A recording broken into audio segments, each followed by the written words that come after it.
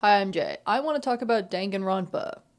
I know, just stick with me for a second. Do you remember the early days of TikTok when everything was like, I guess they never miss, huh? 1、2、3 I'm already chasing. I remember early TikTok was a lot of lip syncing and a lot of cosplayers, and it was specifically a lot of Danganronpa cosplayers. They're still there, it's just that they're now a much smaller portion of the population. If you've seen this character, or this character, or this character, or if you've seen anything that looks vaguely like this, that's all Danganronpa stuff. And today, I'm here to explain Danganronpa. I'm gonna stand here and I'm gonna make this make sense because it is important to me that this history be preserved. This is probably like as consequential as the Library of Alexandria. Guard this video and its knowledge with your life, okay? Here. There. So, some context for this. Danganronpa is a video game series. There are 3 games in the series and they are all visual novels. So really it's just a story that the player is reading. Like there's no decisions that you have to make or skill required other than reading comprehension, which honestly might not help you that much anyway. They later made an anime series as well, which I have never seen. So just bear that in mind. Everything I say is based on video games only. In this video, we're only going to be talking about the first half of the first game. Okay? The reason we're only talking about the first half of the first game is because at the moment my script is not actually all the way done. I have written 2/3 of the script regarding the entire game, and it is 90 pages long. As such, I'm putting my foot down. We are cutting it in half, okay? Anyway, if I had to describe the space that Danganronpa occupies, like within pop culture, I would say it's somewhere in the orbit of Wattpad. I don't really want to give it an exact location because then I'd have to think about trash fandom culture like way more than I want to. But it's like somewhere in the ballpark of Five Nights at Freddy's, Sonic the Hedgehog, and Doki Doki Literature Club. And if that sentence means anything to you, I am really sorry. Danganronpa is for sure a phase that would generally happen in middle school, and I do say that with love in my heart. To be cringe is to be free, do whatever you want as long as you're not hurting people, etc. But also, unfortunately, I do actually like Danganronpa. Like, it is incredibly dumb, and it contains some of the worst plot points and characters I have ever encountered in my entire life, and also I like it. I'm not happy about it, but it's true. I'm convinced that you don't actually like Danganronpa unless you kind of hate Danganronpa. Now, let's talk ad nauseum about these bad, dumb plot points. Fuck, dude. So, the game starts with a scene that at the moment makes absolutely no sense. And I'm not gonna lie, it won't make sense until basically the end of the game. And even then, I still don't really understand why they put it here because it raises a bunch of questions that the game then never answers. You will find that to be a theme here. So, we open on a shot of a black and white teddy bear sitting on the ground in front of a big red button. The bear is looking at a dude who is tied to a chair. So, it would appear that things are going poorly for dude. He does not seem stoked to be there. The bear, which is apparently not actually a teddy bear because it can move and shit, hits the button and this fuck off big rocket appears and like closes around the guy. And then the rocket takes off, shoots super far up, gets almost all the way into space, and then the thrusters turn off and it falls all the way back down. And the rocket opens to show that the dude in the chair is now a pile of bones. So, that's how we start, and we will not be elaborating. Moving on. From there, we immediately move into the like real game.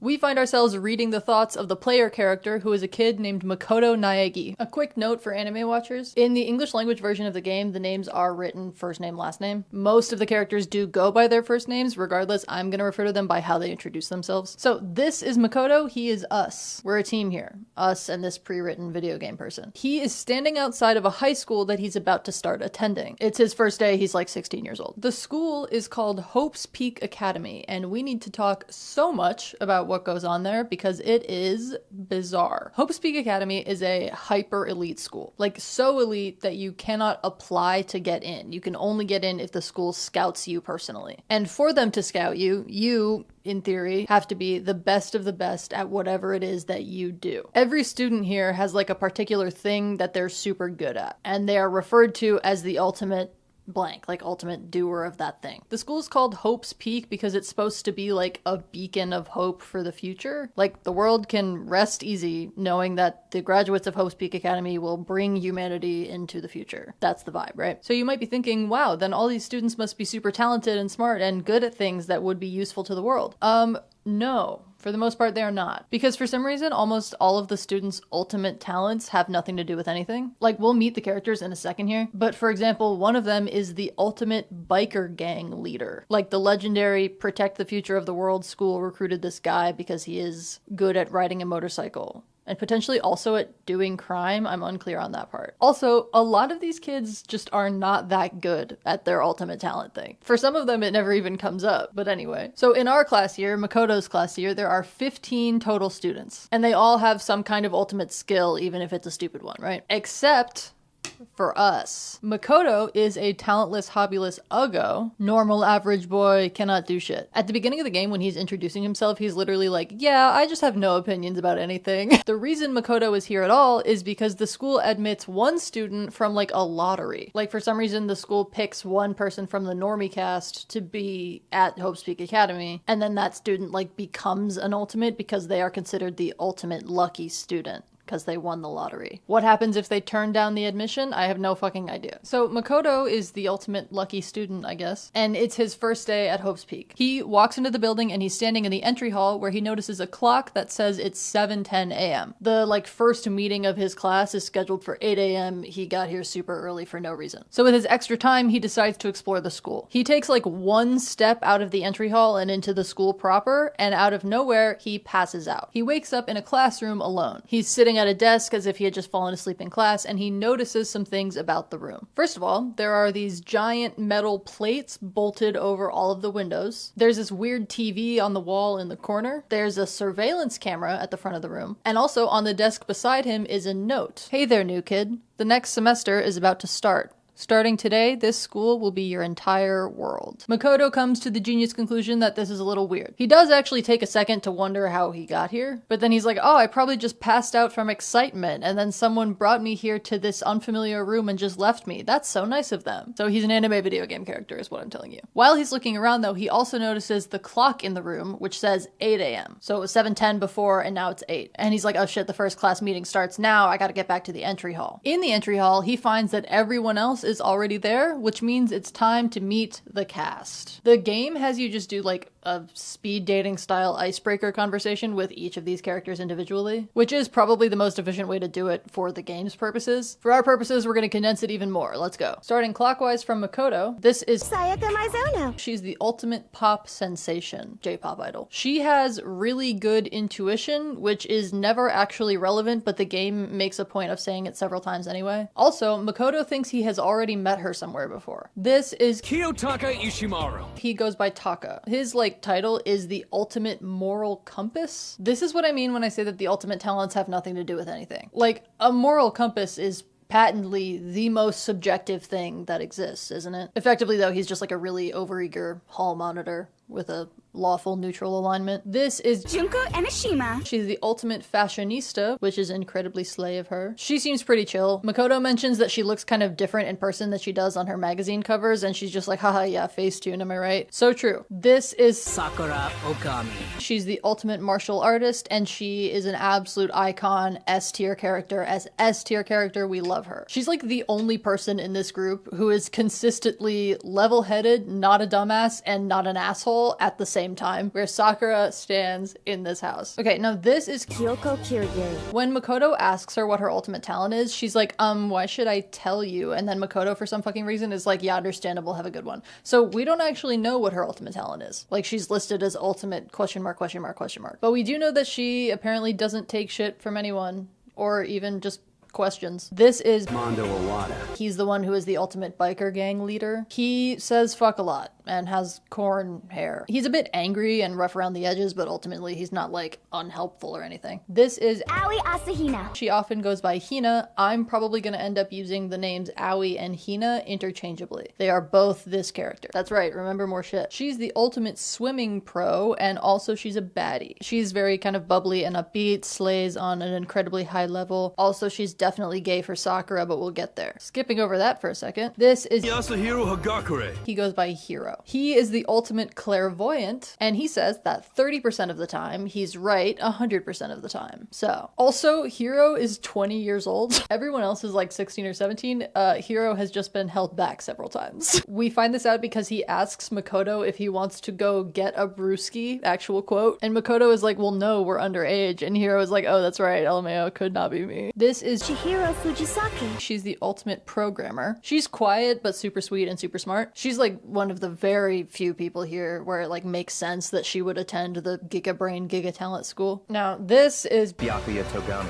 He's the ultimate affluent progeny, which means he's the ultimate rich kid. I'm unclear on how that's a talent, but whatever. He classically thinks that everybody else is a peasant and a moron. Naturally, the fan base fucking loves this guy, because of course they do. He gets better as the game goes on, but there are a few things he does that, in my opinion, are like fully irredeemable. So not a bad character, but definitely a bad person. Knave, wastrel, miscreant. This is Celestia Ludenberg. She goes by Celeste. She's the ultimate gambler. She has a vaguely French accent. I do not think we have been introduced. When Makoto meets her, he keeps asking her what her real name is, and she keeps being like, it's Celeste. And Makoto just doesn't believe her, which is rude. His reasoning is like, well, she's Japanese, which like, you're so right, King. There are no ethnically Japanese people in all of Europe. Anyway, apparently she's been known to take people's life savings and laugh about it. Kind of iconic. Get your bag. This is Leon Kuwata. He's the ultimate baseball star, except actually he hates baseball and wants to do music instead. Troy Bolton adjacent. He's overall pretty chill. Also, when I was like 13 and played this game for the first time, I got intimidated by how many characters there were, so I took notes to keep track of everyone, which I absolutely did not have to do. But one of my 13-year-old notes on Leon says,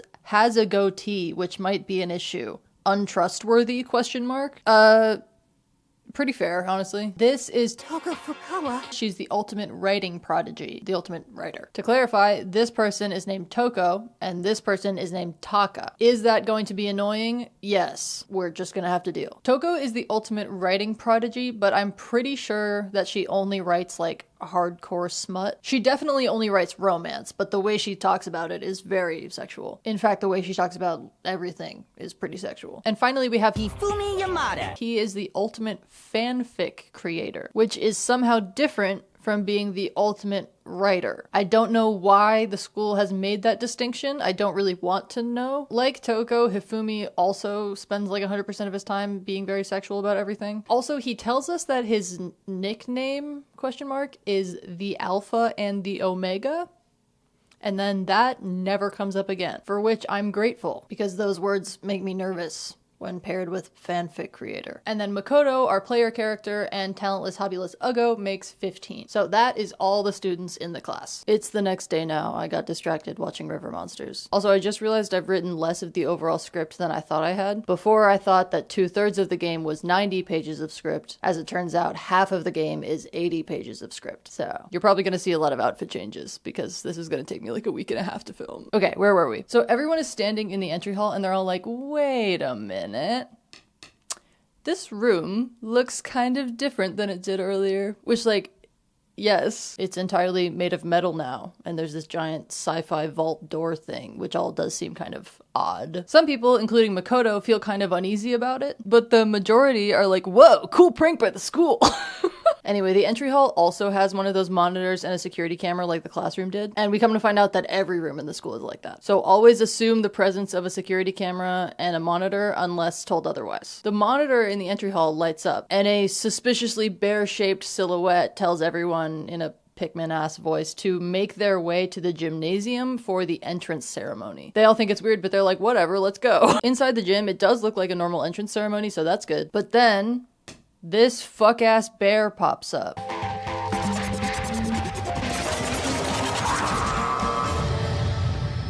Everyone, understandably, is like, and then the bear speaks in, again, this Pikmin-ass voice that I will not be mimicking because I'd like to still have vocal cords at the end of this video. And he says, I am Monokuma! And I'm not actually a teddy bear, I'm a remote-controlled robot, and I'm also the headmaster of Hope's Peak Academy. And then he's like, by the way, I have sealed this building with all of us inside, and you're all going to stay here until you all die. The students do not like this. And they're like, what the fuck, you whack-ass, clown-ass bear? Are you joking? And Monokuma is like, no.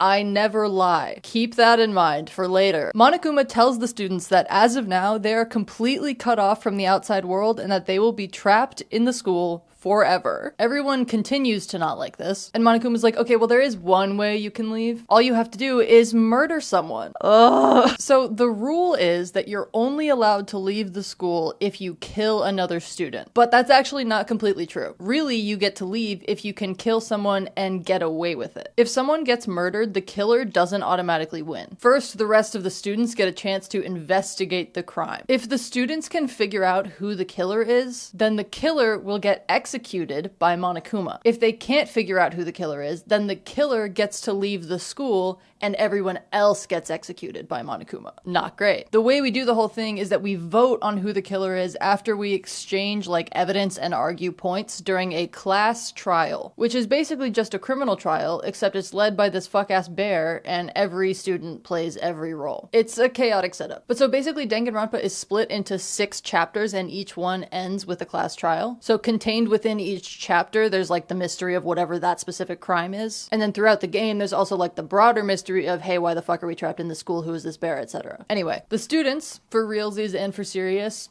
do not like this. Monokuma's like, good, you guys are the future hope of the world. Rich kid, gambler, fanfic, biker gang, which is what makes it so fun to make you all feel so much despair. This will be a mildly to incredibly stupid theme throughout the game. The hope versus despair thing. I don't want to talk about it. Mondo gets mad and grabs Monokuma and he's like, let us out. But then Monokuma starts beeping and Kyoko is like, oh, you gotta throw that away from the group like as hard as possible. So Mondo does, and as soon as he does, Monokuma explodes. 2 seconds later, another Monokuma pops up and carries on like nothing happened. So now we know he can do that. Monokuma says he'll let Mondo off with a warning this time because we have not technically gone over the school regulations yet. But the next time someone breaks a rule, he's gonna kill them. Monokuma then gives everyone their very own student handbook, which is a shitty iPad called an e-handbook. Then Monokuma leaves and everyone is spooked and scared, and that's the prologue, which does a lot of heavy lifting in terms of setup. Anyway, let's start chapter 1. The first thing we do in chapter 1 is read the school regulations, which are listed in the e-handbook. Unfortunately for us, those regulations do end up being relevant multiple times, so we're gonna go over them. 1, students can only live within the school. Clear on that. 2, nighttime is designated as being between the hours of 10 p.m. and 7 a.m. Some areas, like the dining hall, are off limits at night, and also the water is turned off at night for some reason. 3, students are not allowed to sleep outside of dorm rooms. This does include naps. Barbarism. Would not have survive college. 4, students are otherwise free to explore the school with minimal restrictions. There's a lot of restrictions. 5, violence against Monokuma is mega bad. Destroying security cameras is also mega bad. 6 is the rule about how to escape. You only get to leave if you kill someone and get away with it. And 7, Monokuma can add new rules whenever he wants. Fuck that last rule, dude. Breaking any of the rules is punishable by death from here on. Again, barbarism. What do you mean I can't take naps in academic buildings? Byakuya starts being an ass and talking about how somebody is going to get murdered for sure and just generally being super negative, as is his way. And Toko is way too into it. A thing we're going to have to ask of Toko several times is that she stopped being horny on main. Mondo starts getting mad at what Byakuya is saying and Makoto tries to calm him down, to which Mondo responds by fucking decking Makoto and knocking him out. Kind of iconic.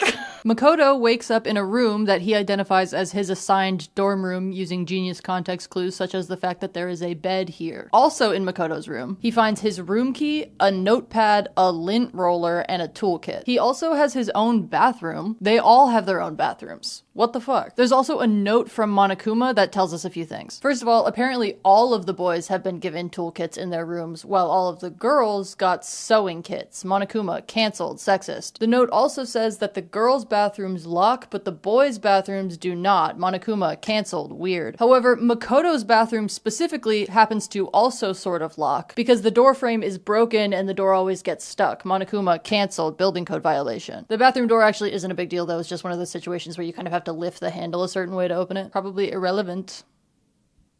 Makoto leaves his room and goes to find the others, who are all gathered in the dining hall. While we were clocked out, everyone else went exploring, which means it's time to put the first of several maps up on the wall. Here is about half of the first floor of the school. The first floor is by far the biggest, and it's the only floor that has 2 maps. So we have learned the following things. The places we have access to are the dorm rooms, the dining hall, the kitchen, which is attached to the dining hall, a laundry room, a trash room, and the gym, which is on the other map of the first floor. So like this is the entry hall where we came in, here's the gym, here's where we are now. By the way, in the trash room, there's like a big incinerator. It's kept behind a locked gate, but we do have the key, so. There's also a metal hatch in the floor in the trash room, which we don't have a key for, so we can't open that. Other things we've learned while we were passed out. Monokuma told Chihiro that all of the rooms in the school are soundproof. The purpose of this is apparently to create optimal murder conditions. How nice of him. Next, the kitchen has a bunch of food in it that gets restocked every night. We don't know how that's happening, but it's probably the reason that the dining hall is off limits at night. Slay. Finally, we learned that there are stairs up to other floors of the school, but they're blocked off by big gates right now. Also, Toko calls Junko a dirty slut for no reason, and Junko calls Celeste a little goth Lolita because that's true. The girls are fighting. As nighttime approaches, everyone is getting progressively more upset about being stuck here, and Celeste suggests that we should institute our own rule that we don't leave our rooms during the nighttime hours of 10 p.m. to 7 a.m. She says that everyone is just going to keep getting really anxious at night, so we should just remove ourselves from the situation. Pretty fair. Everyone decides to agree to the rule, although we can never like actually be sure that people are staying in their rooms at night because it's not like this is a rule that's punishable by Monokuma. As we're finishing this conversation, an announcement comes on over the monitor in the room, which is Monokuma saying, "It is now 10 p.m. As such, it is officially nighttime. Soon the doors to the dining hall will be locked, and entry at that point is strictly prohibited." He gives this announcement every single night. For some reason, it didn't occur to me that I could skip through the dialogue when I was a kid, so I heard it so many times. And then every morning he gives basically the same announcement saying that it's 7 a.m. and nighttime is over. I think low-key you can't really sleep past 7 a.m. because of that. The announcement is super loud. Anyway, just know that nighttime is like always bracketed by these 2 announcements. Shockingly, it ends up being important several times. The following morning, after the 7 a.m. announcement, Makoto runs into Sayaka, and we find out that the reason they know each other is because they went to the same middle school. They never really interacted because Sayaka was like a J-pop idol, and as we know, Makoto is ordinary, talentless, hobbyless uggo. But nonetheless, Sayaka apparently had a crush on Makoto because one time she was scared of a bird and he was like, shoo, and the bird went away. That's hero shit right there. Anyway, Sayaka is like, I'm gonna go look for some sort of self-defense weapon. You should come with me. And he does, but then for some reason Makoto is the one who gets a weapon and Sayaka is like, oh, well, I guess I'm out of luck. He finds this like ornamental gold sword in a display case near the gym, but when he touches it, the gold like flakes off on his hands in a manner very reminiscent of a Justice Glitter shirt. So it's shitty, but he takes it anyway, and he's like, don't worry, Sayaka, I'll protect you. He does not sound like that. He sounds like a guy with a dubbed anime voice. Before we go any farther,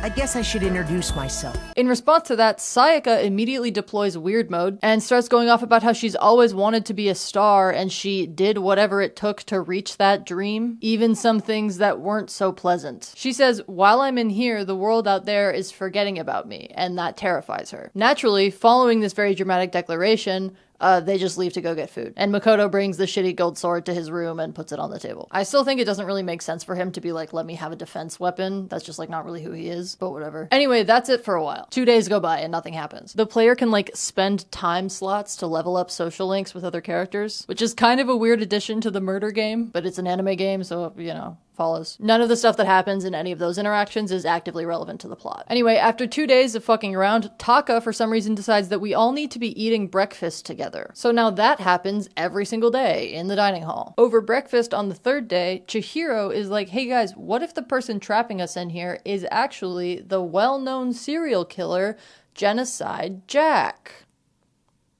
I need to calm down. Apparently, Genocide Jack is a prolific local murderer who I believe all 15 students are already aware of, so this is like common knowledge. And this conversation happens and then just gets dropped immediately, by the way. We are made aware of a serial killer during breakfast, like presumably mid-waffle, and now we're just gonna move on. Yep. Also at breakfast, Hina makes a comment about how surely the police will have noticed that the students are gone by now, and Monokuma appears to be like, no, clown, the police suck. So true, Monokuma, ACAB. During this same appearance, Monokuma is like, hey, besties, it's been like 3 days and nobody has been killed yet, so I'm just gonna go ahead and expedite that a bit. So he drops a motive to try to get the students to kill each other, which he will do several more times over the course of the game. In this instance, he gives everyone a video with their name on it. We only see Makoto's video, which is a clip of his family in their living room being like, hey, have a great first day at Hope's Peak. And then it cuts to a clip with the same camera angle, but now his family is gone and the whole living room is destroyed. The idea is like, oh my god, I want to get out of here so much more now so I can go check on my family. Let me kill a bitch about it. That's the sitch with the motive. So nobody likes these videos. I'd even go so far as to say that we actively dislike these videos. Even Celeste and Kyoko, our unbothered baddie division, are like, not a fan. Makoto asks Sayaka what her video was about, and Sayaka freaks out and runs away. Like, girl, just say you don't want to talk about it, because now I only want to know more, and so does everybody else. Once Sayaka is gone, everyone else is like, yo, she has the right idea, and then we all split up to go freak out and or mope in our various separate corners. That night, Makoto is in his room, and the doorbell rings just a few minutes before the 10 p.m. nighttime announcement. It's Sayaka at the door. Makoto lets her in, and she's like, bro, I was in my room earlier trying to calm down, and then somebody started rattling my door really hard and like trying to get in. They left after a while, but I'm turbo scared, bestie. And Makoto is like, well, okay, how about you stay in my room tonight? But remember, this is anime.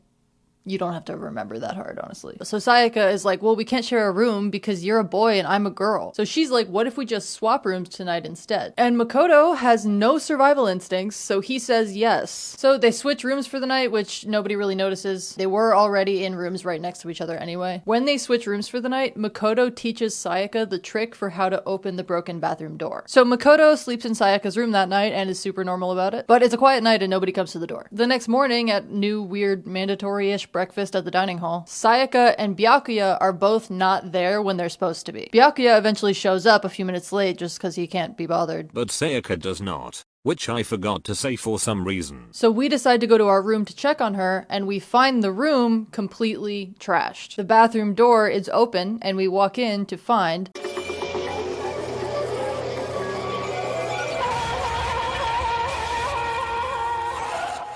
Sayaka dead with a knife in her stomach. Makoto sees the scene and all the blood and passes out. We wake up in the gym. This is the other map of the first floor, which is apparently where Monokuma told us all to go. Mondo carried us here, which is very nice of him. And everyone is basically in shock. Like, they're all like, what do you mean Sayaka's dead? This wasn't serious like that. And Monokuma goes on a villain monologue for a while about how actually it is serious like that. But halfway through him talking, Junko kind of snaps. She's like, shut up, clown. You're literally a fuck-ass teddy bear talking whack shit about a murder game. Pretty fair. And she runs up and stomps on him. Now, you may recall that violence against Monokuma is mega bad. Junko has broken that rule. So a bunch of spears shoot out of, I guess, the floor and run her through like 30 times. So Junko is dead. Like, I'm not kidding, she's dead. It's very abrupt. But right before she dies, she says something weird. She says, This wasn't supposed to. Why? Me? And then she just like collapses to the floor. So let's go ahead and cross her off the roster and cross off Sayaka while we're at it, because she's also dead and I forgot to cross her off earlier. That's gonna be Diva down and Diva down. Obviously we barely get to know Junko at all, but I actually liked her a lot. She was fairly level-headed and reasonable, which are traits that are very hard to come by in this game. Anyway, after killing Junko, Monokuma is like, okay, great, now you all know that I'm being both for realsies and for serious, but because I was the one who killed Junko, there of course won't be a trial for her. So let's get back to talking about dead bestie Sayaka. So now we move into the first investigation in the game. It's basically just a window of time where we can like investigate the crime scene, talk to people, try to find evidence that we can use in the trial. The game keeps track of the evidence you find by making a list of, we'll call them bullet points, in Makoto's e-handbook. Also, there is no way to like accidentally miss evidence in this game. Like, the trial just won't start until the player has found everything that the game wants them to find. That does not mean that Makoto necessarily goes into a trial with all of the information he needs to solve the case, but it does mean that whatever information he's missing isn't due to player error. Anything he doesn't know is because the game doesn't want us to know yet, and it's usually pulling some whack bullshit. Also, I should add, Monokuma always knows who the killer is because of the security cameras. And he knows so that he can tell us if we're right or wrong when we vote someone guilty. Now, a few things to know about this particular investigation. The students assigned 2 people, in this case Mondo and Sakura, to guard the crime scene to make sure that nobody tampers with it. So the 2 of them are not really investigating. Toko is also not really investigating because she's terrified of blood and passes out whenever she sees it. And most other people are technically investigating but might as well not be because they bring nothing to the table. On our end, Kyoko offers to investigate with Makoto, which we take her up on because she seems incompetent. And also everyone immediately thinks that Makoto did it because we were besties with Sayaka, and also it happened in our room. Not great. Anyway, so let's go over the evidence that Makoto gathers during this investigation. When I said we're in depth here, we're in depth here. Item 1, the Monokuma file. So at the beginning of every investigation, Monokuma gives the students a file with information about the crime. The idea is that we aren't CSI experts, so he's giving us some info to level the playing field a bit. The Monokuma file is almost never actually helpful, but it's for sure here, so. From the file this time, we learn that Sayaka's time of death was around 1:30 a.m., and that she seems to have been killed in Makoto's bathroom, like she wasn't moved post-mortem. Finally, the cause of death was the stab wound, but she does have some other injuries that we'll talk about in a second. We're gonna try this spacing and see if it works. Cautiously optimistic. Item 2 is the state of Makoto's room. The walls, floors, and bed in Makoto's room are super fucked up. Everything is covered in these deep slashes, which we are reasonably considering signs of a struggle. Very rude for them to fuck up our room like that. Item 3 is that shitty Justice glitter shirt gold sword that Makoto took from the display case earlier. The game splits it into 2 separate pieces of evidence, because in the room, the sword is out of its sheath. The sheath has some slashes in it like the rest of the room, while the sword itself is missing some of the shitty gold on both the handle and the blade. The next item is going to be the 2 room keys in this situation. When Makoto and Sayaka switched rooms, they also switched room keys. But when we're investigating Makoto's room, we find that his key is still in here, which implies that the door to this room was locked. But Monokuma pops up and tells us that it's impossible to pick the locks on the dorm room doors. So the question is then, how did the killer get in? The next item is Makoto's Monokuma issue toolkit. The toolkit is still in its drawer in his room, and it's still like shrink wrap sealed. It's never been opened. All the other boys say that they haven't opened their toolkits either. Next is the bathroom doorknob. We find that Makoto's bathroom doorknob is fucked up. It's like hanging off, which it wasn't before. Before, the problem was that the door frame was broken and the door didn't fit right. But the doorknob was clearly dismantled intentionally because the screws have been removed. Next is the cleanliness of Makoto's room. Kyoko notices that his floor is like super clean. There's like no hair or dust or anything on it, and the lint roller looks like it's been used. Next is the state of Sayaka's body, those additional injuries we talked about. Upon examination of the body, we find out that Sayaka's right wrist is fractured, and it has some suspicious gold flakes on it. But her palms are completely clean. Sorry, I added one more here and moved everything forward to give us more room. Anyway, next are the dorm nameplates. The dorm rooms each have a little nameplate on them that tells you whose room it is. Monokuma doing RA activities. However, Sayaka and Makoto's nameplates have been switched, so his door now says her name and vice versa. Makoto doesn't know why that is. He didn't do it and he didn't tell Sayaka to do it, but he does note that it would have been really easy to do given that his and Sayaka's rooms are right next to each other. Next up is the knife set. In the kitchen, which remember is attached to the dining hall, there's like one of those magnetic strips to hang metal utensils, and on that magnetic strip there is a conspicuously empty spot where it looks like a knife has gone missing. We make the pretty fair logical leap that it is the knife that is currently in Sayaka's stomach in the bathroom. Next up is some information that Hina gives us during the investigation. Hina says that last night she made tea in the kitchen and all of the knives were still there. She drank her tea in the dining hall, and then when she finished it and went to wash her mug, the knife was gone. I realized I forgot one. It's the bathroom door frame, like the fact that the door frame was broken. We're just gonna go ahead and loop that into bathroom doorknob. Bathroom door shit, here. Greetings. This time it's a different day because I ran out of space on my SD card. The last few pieces of evidence from this investigation are all from the trash room. First of all, remember how there's an incinerator in the trash room? When we get there, it's turned on. You may also remember that the incinerator is behind a locked gate that we do have the key for. Monokuma apparently gives that key to whoever is on cleaning duty, so that when they take the trash out, they can put it in the incinerator. I don't know when the hell cleaning duty became a thing, but we have that now, I guess. However, we will not have it later because after this chapter, it's never brought up again. Apparently, the person who was on cleaning duty last night was Hifumi. He was the only one with a key to the incinerator. And he notes that it's weird that the incinerator is on right now because when he was here last night and locked the gate, it was off. Next, on the ground below the button to turn the incinerator on and off is what looks like the pieces of a partially shattered crystal ball. Something notable about this, that button is right next to the incinerator, which is like 30 feet behind the gate. We eventually find out that this was like a divination crystal ball that belonged to Hiro, except except he got scammed and it's actually made of glass. Hiro apparently forgot it in the laundry room the other day. I don't know why he even had it in the laundry room, but whatever. And then the final piece of evidence is a piece of a white button-down shirt sleeve that is also lying on the ground at the base of the incinerator. It looks like it burned off of a shirt that didn't quite make it all the way into the incinerator. Also, there's blood on it. Not a great sign. Okay, with that, the investigation is now over and it's time for the trial. Monokuma directs everyone to a weird red door in the hallway, which opens to a spooky elevator, which takes us like a trillion floors down to this whack courtroom. To be real, it is basically just a Socratic seminar setup. It's like all these little pulpits arranged in a circle and each student has their own. In this order, would you believe? And then Monokuma sits behind the circle in a big tacky ass chair. However, there is notably one extra trial bay, like one extra slot in the Socratic seminar where an additional student could go. That additional slot is empty. It would be here, but I've put Monokuma in it because where he actually sits is like right here, and I thought it would be weird for symmetry. Anyway, someone asks Monokuma about it, and he's like, oh, haha, the circle just looked kind of weird without it. I'm calm. So everyone takes their places and the trial begins. We open the trial with Taka saying, and I quote, "Everyone, close your eyes.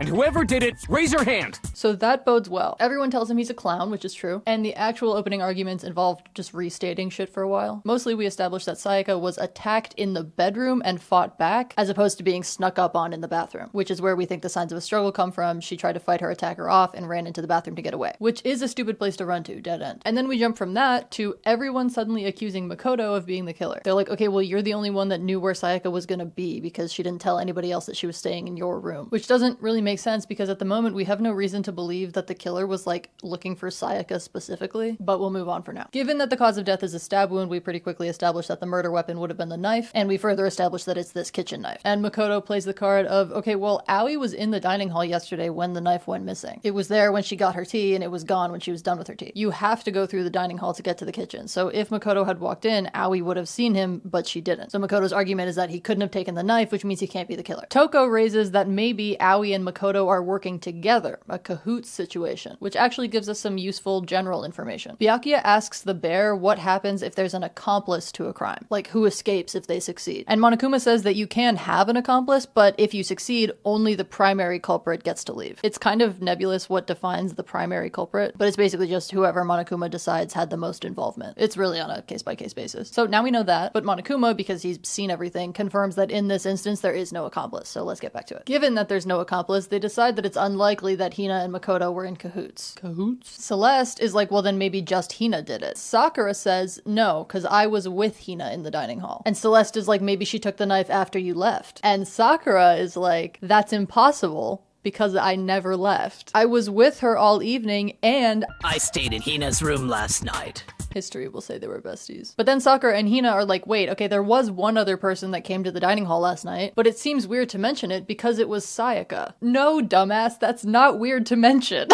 You should mention that. Anyway, the only conclusion that we can draw from this is that the person who took the knife was Sayaka, which of course puts us back on the suspect list. Because if Sayaka was the one who originally took the knife from the kitchen, then clearly what happened is that at some point the killer just took the knife from her. So it's now irrelevant that Hina never saw Makoto in the dining hall. Kyoko steps in. Hold on. Which is a thing that she does often throughout the game. Whenever there's too much stupidity or incompetence happening, Kyoko likes to shut that shit down. Evidently, her threshold for too much stupidity or incompetence is way higher than mine. We still don't know her ultimate talent, but it's probably being a baddie. So Kyoko is like, okay, well, even though it's irrelevant that he was never seen in the dining hall, we still know that Makoto didn't do it. Because if it had been Makoto, there would have been no reason for him to use the lint roller to clean up his floor. It would be reasonable that Makoto's hair is in Makoto's room. Which, like, yeah, that's true, but they kind of act like the average person's floor is just, like, covered in hair. You guys need to vacuum.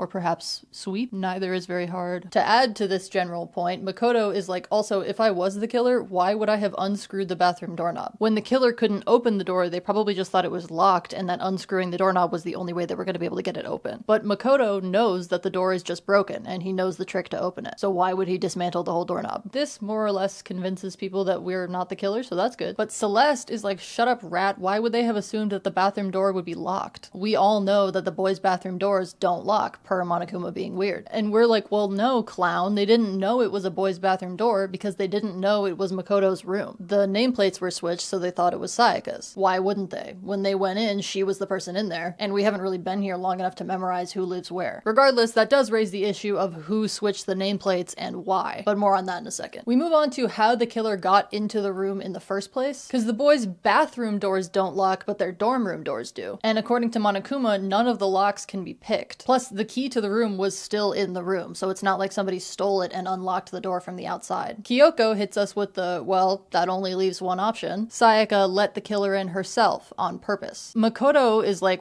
well, I don't think she would have done that. The whole reason we swapped rooms was because she was really scared of people coming in. And Kyoko is like, actually, I think her being scared was a lie, and I can prove it. Kyoko presents new evidence. This is what I mean when I say that we often go into trials without all of the information. She says that during the investigation, she did like a pencil rubbing of the notepad in Makoto's room. Like, you know, the thing where you shade in a piece of paper to pick up a writing imprint? She did that. And she found that the notepad had been used to write a message that said, "Come see me in my room. Check the nameplates to make sure you get the right room, okay? Sayaka." You know, it's good that the game doesn't want to leave any players behind, but also like, little bit of subtlety.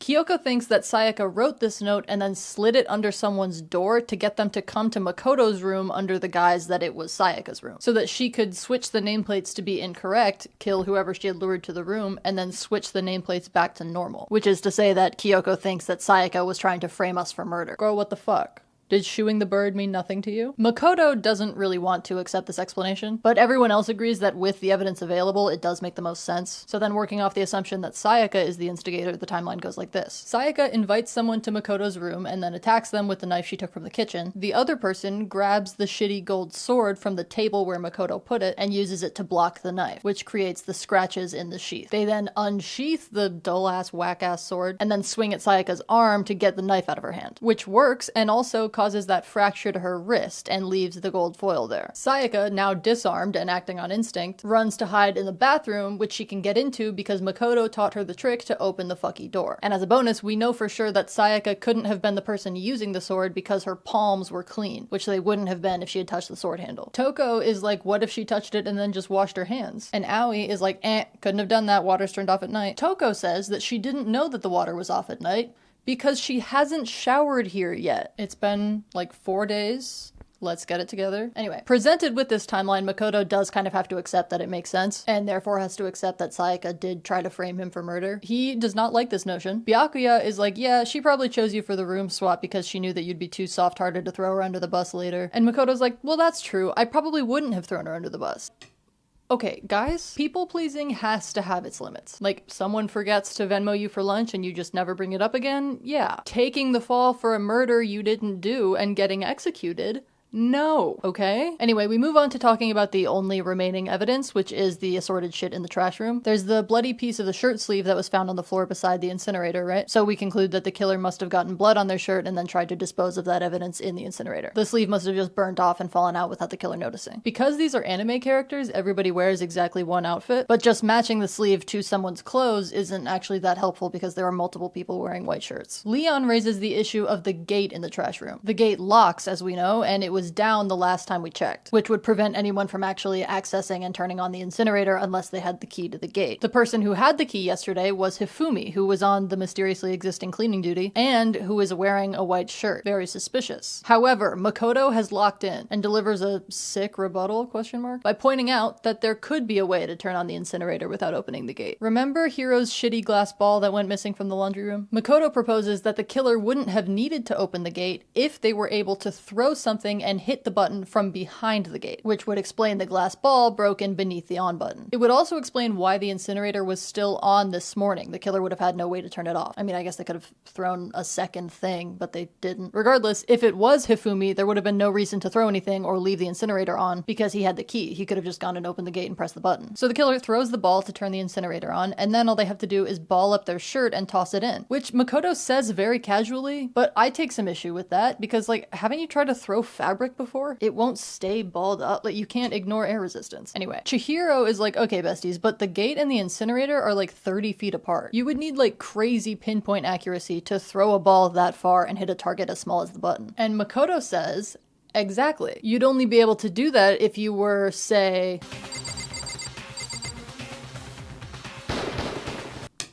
the ultimate baseball star.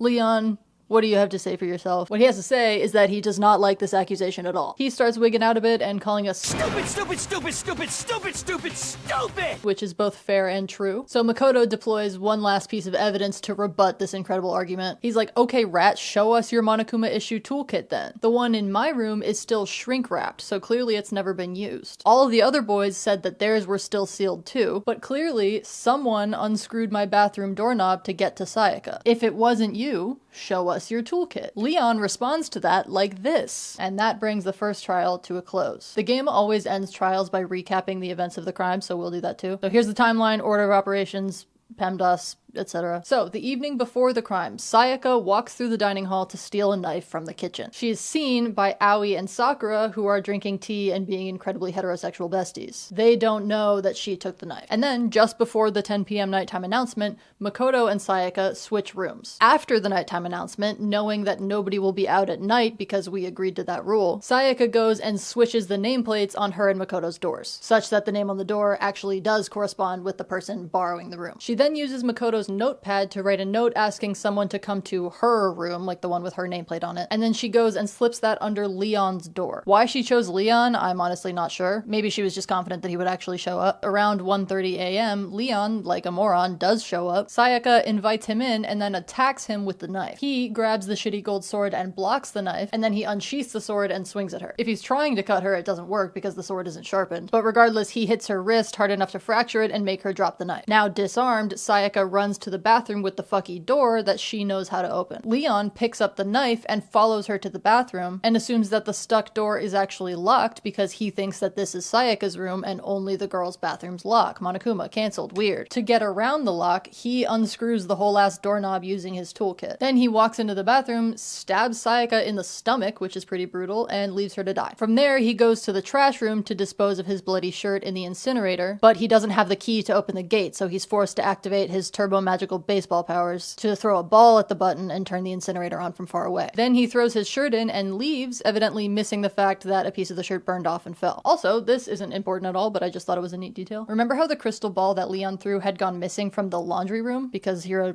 does clairvoyance in the laundry room, I guess. The students note that he probably found the ball by going to the laundry room first to see if he could wash his shirt of the blood before he resorted to the incinerator. So with that, everyone votes Leon guilty, and Monokuma confirms that he is in fact Sayaka's killer.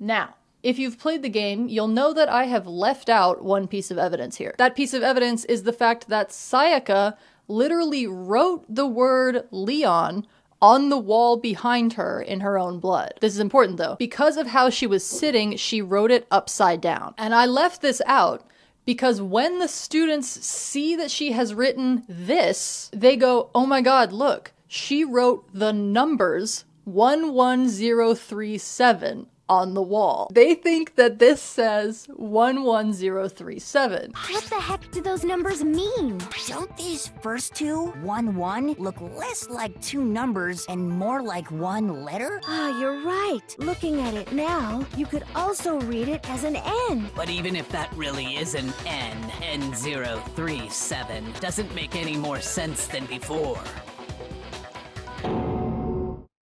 Hey guys. These are brainless activities. I hate this. I hate it. It gives away the whole mystery to the player immediately. And then the characters spend another 4 or 5 hours of playtime banging their head against this thing trying to figure it out. I left 11037 out of this case to communicate to you that it's so fucking unnecessary. We did just fine without it. The baseball and the shirt and the incinerator thing are super definitive, and more than that, they basically ignore this lint roller thing, which also could have been definitive, because Leon is the only person here with red hair. So it would make sense that he would use the lint roller to clean the carpet, because any strands of his hair would be super identifiable. Why Why didn't we use that? The 11037 thing is so annoying. Who writes in like square calculator numbers? I know she's dying, but like, Jesus. Wouldn't you revert to like your base handwriting if you're dying? Apparently the 11037 thing is here because this game was originally in Japanese, and it was way more reasonable that Japanese speaking players would only see numbers when they look at this because it's in the Roman alphabet, which is fair. Like, given that the game is not in English, nobody's expecting a character's name to randomly be written in English, especially upside down. That makes sense. But then also, why would Sayaka write his name in Roman letters? The Japanese language version of the game has kanji for Leon's name, just like everyone else. If it's like, well, kanji are difficult, and she's really going through it, and she might not even know the kanji for his name, I would argue that Japanese has 3 different syllabaries, one of which is phonetic and mostly used for foreign words. How about we use that one? Bro, you're expecting her to think in a non-native language when she's literally dying. Don't piss me off. Also though, 11037 thing pisses me off for story reasons, because I feel like it's only there so that the player forgives Sayaka. At the end of this trial, there's a scene where Kyoko is trying to make Makoto feel better about everything, and Kyoko's like, well, in the end, Sayaka gave us her killer's name to protect you so that you wouldn't go down for it. She did care. And it's like, no, bitch, if she succeeded in killing Leon, she would have framed us for the murder. Like, to me, this situation is so much more interesting if Makoto is forced to grapple with Sayaka betraying him, and the 11037 thing and Kyoko's point totally gives him an out. Like, so much effort already went into localizing this game. I really think the 11037 thing could have just been removed from the English version. Clearly, you can come to the same conclusion just fine with the rest of the evidence. Anyway, we're standing around after the trial but before the execution, and everyone is like, Leon, you whack fuck, why'd you do it? And Leon is like, I did it in self-defense, bitch. Sayaka attacked me. Which is true, she did. But Celeste brings up a good point. She says, well, it stopped being self-defense at some point because I assume you didn't go into that room with your toolkit on you. So once Sayaka shut herself in the bathroom, you would have had to leave Makoto's room, walk back to your room, open your toolkit, walk back to Makoto's room, and unscrew all the screws on the doorknob before you could actually kill her. And clearly, at no point during any of that were you like, maybe let's not. That's pretty on you, dog. And Leon is like, you got me there. He isn't really like that. He's actually utterly despondent because he's about to die, but you get it. Anyway, it's time to execute Leon. People aren't really mad at him or Sayaka though, because everyone's like, oh, well, whoever's controlling Monokuma is the real murderer. In my opinion, Leon's execution is one of the most intense in the whole series, actually. I think it's because they show like just how physically close the other students are to it when it happens. Also, he like cries and begs for his life, which most of the killers throughout the series don't, so oof, ouch. The executions in Danganronpa are all very stylized and they have fun title cards. Leon's execution is called the 1000 Blows. 2 souped up pitching machines shoot baseballs at him until he's bludgeoned to death. And the other students are like 10 feet away the whole time. This specific image was one that as a kid I was like, oh. Now you'll find throughout this video that I have kind of periodically provided my own analysis of what's going on. For now, I want to talk about some weird like Makoto character dissonance that comes up a few times throughout this game, but this trial is the first time we see it, so I think it's a good place to talk about it. How do I put this? Makoto is really upset about Sayaka's death. I am not. I don't really care. And the amount that he cares feels disproportionate. The way that Makoto thinks about her is like so at odds with how I perceive her. Throughout this chapter, he keeps being like, wow, she's so kind and sweet, but like that doesn't actually line up with her dialogue and actions. The game portrays her as being kind of off, like she's a little bit creepy. And then Makoto is just over here like, oh my god, she's so slay. And it reads as weird here because, like, generally speaking, a character and a player having different opinions on something is totally fine and is often very interesting. But that has to be a purposeful decision on the part of the game developers, because it means that the character has their own established personality and isn't just like a stand-in for the player, like a silent protagonist. The thing is, both defined characters and silent protagonists are fine, but they serve very different purposes. Makoto, though, is a weird case because he's technically not a player stand-in, but he is just about as close as a defined character can get. Makoto's role in this game is to be the person that solves all of these murders, right? Which means the majority of what he says is stuff that's objectively true. Like, he mostly just repeats observations about evidence that have either already been made or are totally obvious. Like, yes, in order to use a tool from inside the toolkit, Leon would have had to open the toolkit. He very rarely makes logical leaps himself. It's almost always Kyoko or Byakuya who makes the leap for him, and then he either just explains exactly what they said or riffs off it a little bit. As a result of that, Makoto doesn't present like he has his own thought process, really, and most of his opinions are factual observations. The only, like, technically subjective opinions that he regularly expresses are that he doesn't like people dying and he doesn't like being in the murder game, which, like, Yeah, everyone who's even remotely reasonable agrees with that. And remember, he's a talentless, hobbyless Uggo who has roughly zero particular interests. So like, even though he is a distinct character, his personality is so neutral and his opinions are so universal that he can basically be mapped on to any player. Which is fine, he ends up being mostly a player insert character. But then he has comparatively very strong opinions about Sayaka. Like when he's like, oh, she would never frame me, or she would never kill someone just to get out. Just hold on! That can't be true! And as the player, you're like, bro, did we meet the same person? Absolutely she would do those things. If Makoto were a sharply drawn character, him and the player disagreeing about their perception of Sayaka would be fine. If anything, it would be good because you'd get some insight into who he is. But because he isn't a sharply drawn character, it feels super jarring and unearned when he suddenly has really strong opinions about Sayaka. Like, where the hell is this coming from? You two went to middle school together and literally never spoke. We know very little about her, even less about you, and there's nothing to know about your relationship because you effectively met her 4 days ago. Like, her death just doesn't hit me that hard, and Makoto feels like a proxy for me, so it doesn't seem like it should hit him that hard either. But then it does. And it creates this weird disconnect that is then made weirder by the fact that after this, he goes back to being super neutral. And it's like, wait, you were kind of just being a real character for a second. Where'd it go? This is one of those things where you have to pick a side. Anyway, so we conclude chapter 1 with 12 remaining students. Junko, Sayaka, and Leon are dead. Everyone else is alive. See you tomorrow to start chapter 2.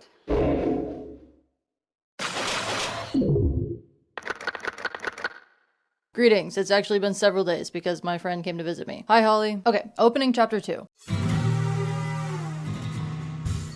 The morning after the first trial, Monokuma calls everyone to the gym. He does this because he wants us all to do group yoga, and he also wants to tell us that the second floor of the school is now open to us, which will continue to happen. Every time we finish a trial, a new floor will open. So let's get the second floor up here. Second floor. Places of note on the second floor. We have a swimming pool, which Hina is stoked about, and there's like a lobby for the swimming pool and 2 locker rooms as well. To enter the locker rooms, you have to swipe your e-handbook through a card reader. Apparently, you can only enter the locker room that aligns with your biological sex as it's listed in your e-handbook. And there is a Gatling gun mounted to the ceiling to immediately shoot anybody that tries to enter the wrong locker room, which I think should be shocking, but I've lived in Florida, which does basically the same thing. So somebody asks Monokuma what happens if you just use a different person's handbook to swipe into the locker room, and he's like, oh, good point. And he adds a new rule to the school regulations that says that loaning someone your e-handbook is prohibited. Disallowed. The other place of note on the second floor is the library. When Makoto first goes in, Kyoko, Byakuya, Toko, and Hifumi are all already in here. In the library, we find a letter sitting on a bookshelf that is labeled Hope's Peak Office. So we open it. We love mail fraud. It's not addressed to anyone in particular, but seems more like an executive memo. And it says that sadly, Hope's Peak Academy must close its doors for the time being due to serious issues beyond their control. However, they say that this is not the end of Hope's Peak and they intend to reopen ASAP. So the letter is covered in dust. So Makoto, a normal person, is like, oh, this must have been here for a while. In swoops absolute tank Kyoko, who is apparently a god-level dust accumulation rate expert, and she's like, clearly based on this amount of dust, the letter has been here for about a year.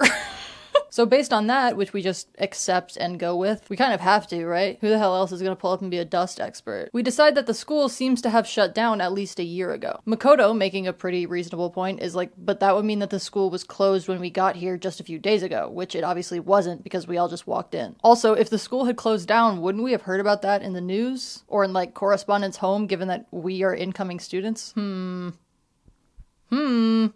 Also concerning, apparently nobody knows what these serious issues beyond their control could be. Unrelated, Hifumi is upset that the library does not have a manga section. And Toko is like, why would they? Manga is just porn. Which, like, no it isn't, but also, girl, get off your high horse. Like, you write exclusively smutty romance novels. What are we doing? The other thing in the library is this archive room in the back that we don't go into because Byakuya says it's not important. Because Byakuya told me so is never a good reason for something. So that's basically the second floor. There's 2 classrooms up here too, but there's nothing important in them. And there's a bathroom, which there is on every floor. Back to the first floor, we meet up with everyone again in the dining hall. And Taka says that some new stuff on this floor has also opened up. We've gained a warehouse, which is essentially Target. It's full of like snacks and clothes and a variety of other shit. And then we have also gained a bathhouse that has a sauna attached to it, so that's cool, I guess. However, still no way out. Dining hall meeting adjourned. The next morning, Byakuya and Taka are both late to breakfast. Never a good sign. While we're waiting for them, Celeste asks Hifumi to make her some tea, and he does, and then she calls him a swine, and he refers to himself as her little piggy. It's a lot. We're going through a lot. Taka finally pulls up, and he's like, guys, Byakuya isn't in his room. So we all split up to look for him, and we eventually find him in the library on the second floor. He's just chilling and reading at a desk. And he's like, I never agreed to always show up to breakfast. Knave, wretch, you're making everybody's life harder for no reason. He's reading a mystery novel and he's like, teehee, I'm reading this to get ideas in case I decide to kill someone. This murder game is so fun. Also, Mondo, you're an uneducated, brain-dead, useless piece of garbage. I can't even remember why he says that. Mondo might not have even done anything. Anyway, Byakuya says that he no longer wants to work together with the group in any way, so he's going to not be coming to breakfast anymore. Huge win for the rest of us. Also, I had forgotten that we were originally here because of breakfast. Anyway, the morning after that, neither Byakuya nor Toko come to breakfast. I've been kind of glossing over this because it doesn't matter that much, but Toko is kind of obsessed with Byakuya and it's becoming more and more severe. Obsessed in a very anime way, by the way. And I can't lie, I do hate this subplot. You know when people say to young girls like, oh, he only bullies you because he likes you? Toko lives by that shit. And it makes me want to pull out my ear canals. Girl, you are embarrassing yourself over a clown. At the very least, her being obsessed does piss him off, so that's good, I guess. But overall, what if we had some self-respect? Anyway, at breakfast, Mondo and Taka start arguing about Byakuya not being there, which then transitions into them arguing in general. Generally makes sense. I feel like the Hall Monitor guy and the Tokyo Revengers guy are not gonna get along super well. So these two are beefing now. Chihiro says that she's feeling kind of down because yesterday Byakuya was a dick to her, and Mondo was like, hey, don't pick on someone that can't fight back, which made Chihiro feel weak because she knows that he's right, she can't fight back. In response to her mentioning this, Mondo is like, okay, I'll make you a promise that I won't make you feel shitty anymore. He says that his brother taught him that a real man always keeps his promises, and that's important to him because his brother is dead, so Mondo's promises apparently mean a lot. Chihiro is like, sure, okay, I appreciate that, and also, I still want to get tougher and stronger. And she says maybe she'll start working out.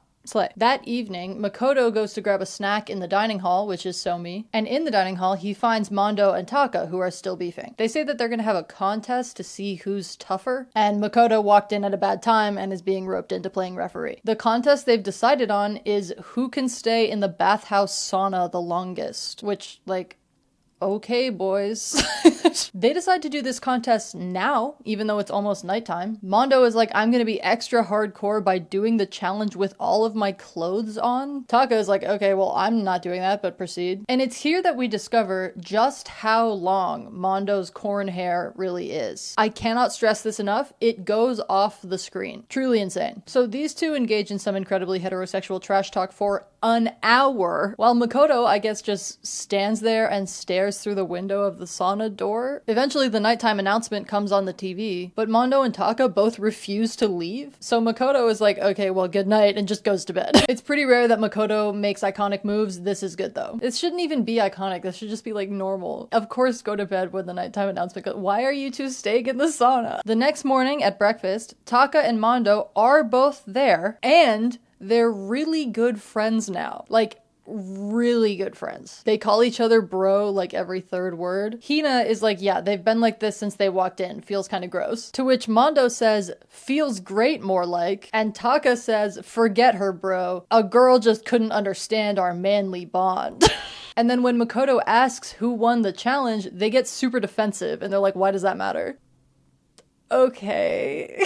This time it's a different day because my friend asked for help building a D&D character, which does always take precedence. That night, Monokuma calls for everybody to meet in the gym, as he so frequently loves to do. When we get to the gym, everybody else is already there. We're standing around chatting, and Hiro tells us that yesterday he was over by the main hall, and he heard a loud-ass, weird-ass noise. Monokuma appears, and he's like, oh, you probably heard an explosion or a machine gun. He then refuses to elaborate. Timeless, classic strategy, we love to see it. Monokuma says that he's called this meeting because he's bored and wants another murder to happen, so he's dropping a new motive. This time he gives every student an envelope that contains their deepest and most shameful secret, and he says that if there isn't a murder within the next 24 hours, he will expose everyone's secrets. Not to, like, the world or anything, just to each other. Which seems like a much lower stakes motive than the previous one, but okay. We of course only get to see Makoto's secret, but for the record, it is apparently that he wet the bed until he was in 5th grade. And, like, that's kind of medically worrisome. Like, I hope his parents took him to the doctor. But I fear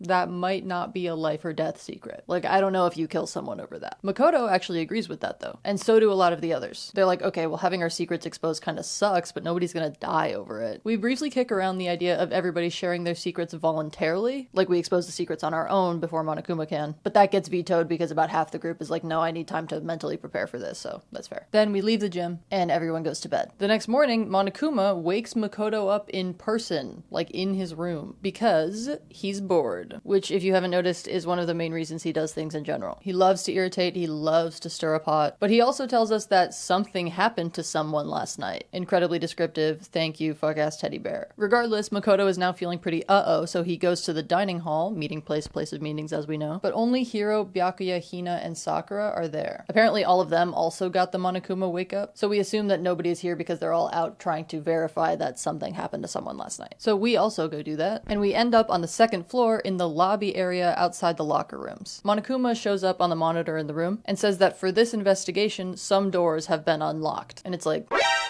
investigation? We're not investigating shit. We don't even know where anyone is. Except for Byakuya, who just pops up next to us out of nowhere. And he's like, the locker rooms are kind of suspicious, don't you think? It seems nobody has been in there yet. Let us go in and start looking at the girls' locker rooms specifically. This is how normal and unsuspicious and normal people act. So we just do that with no objections. And of course, we find bad things. I'm gonna give you a second to predict what we find. If you guessed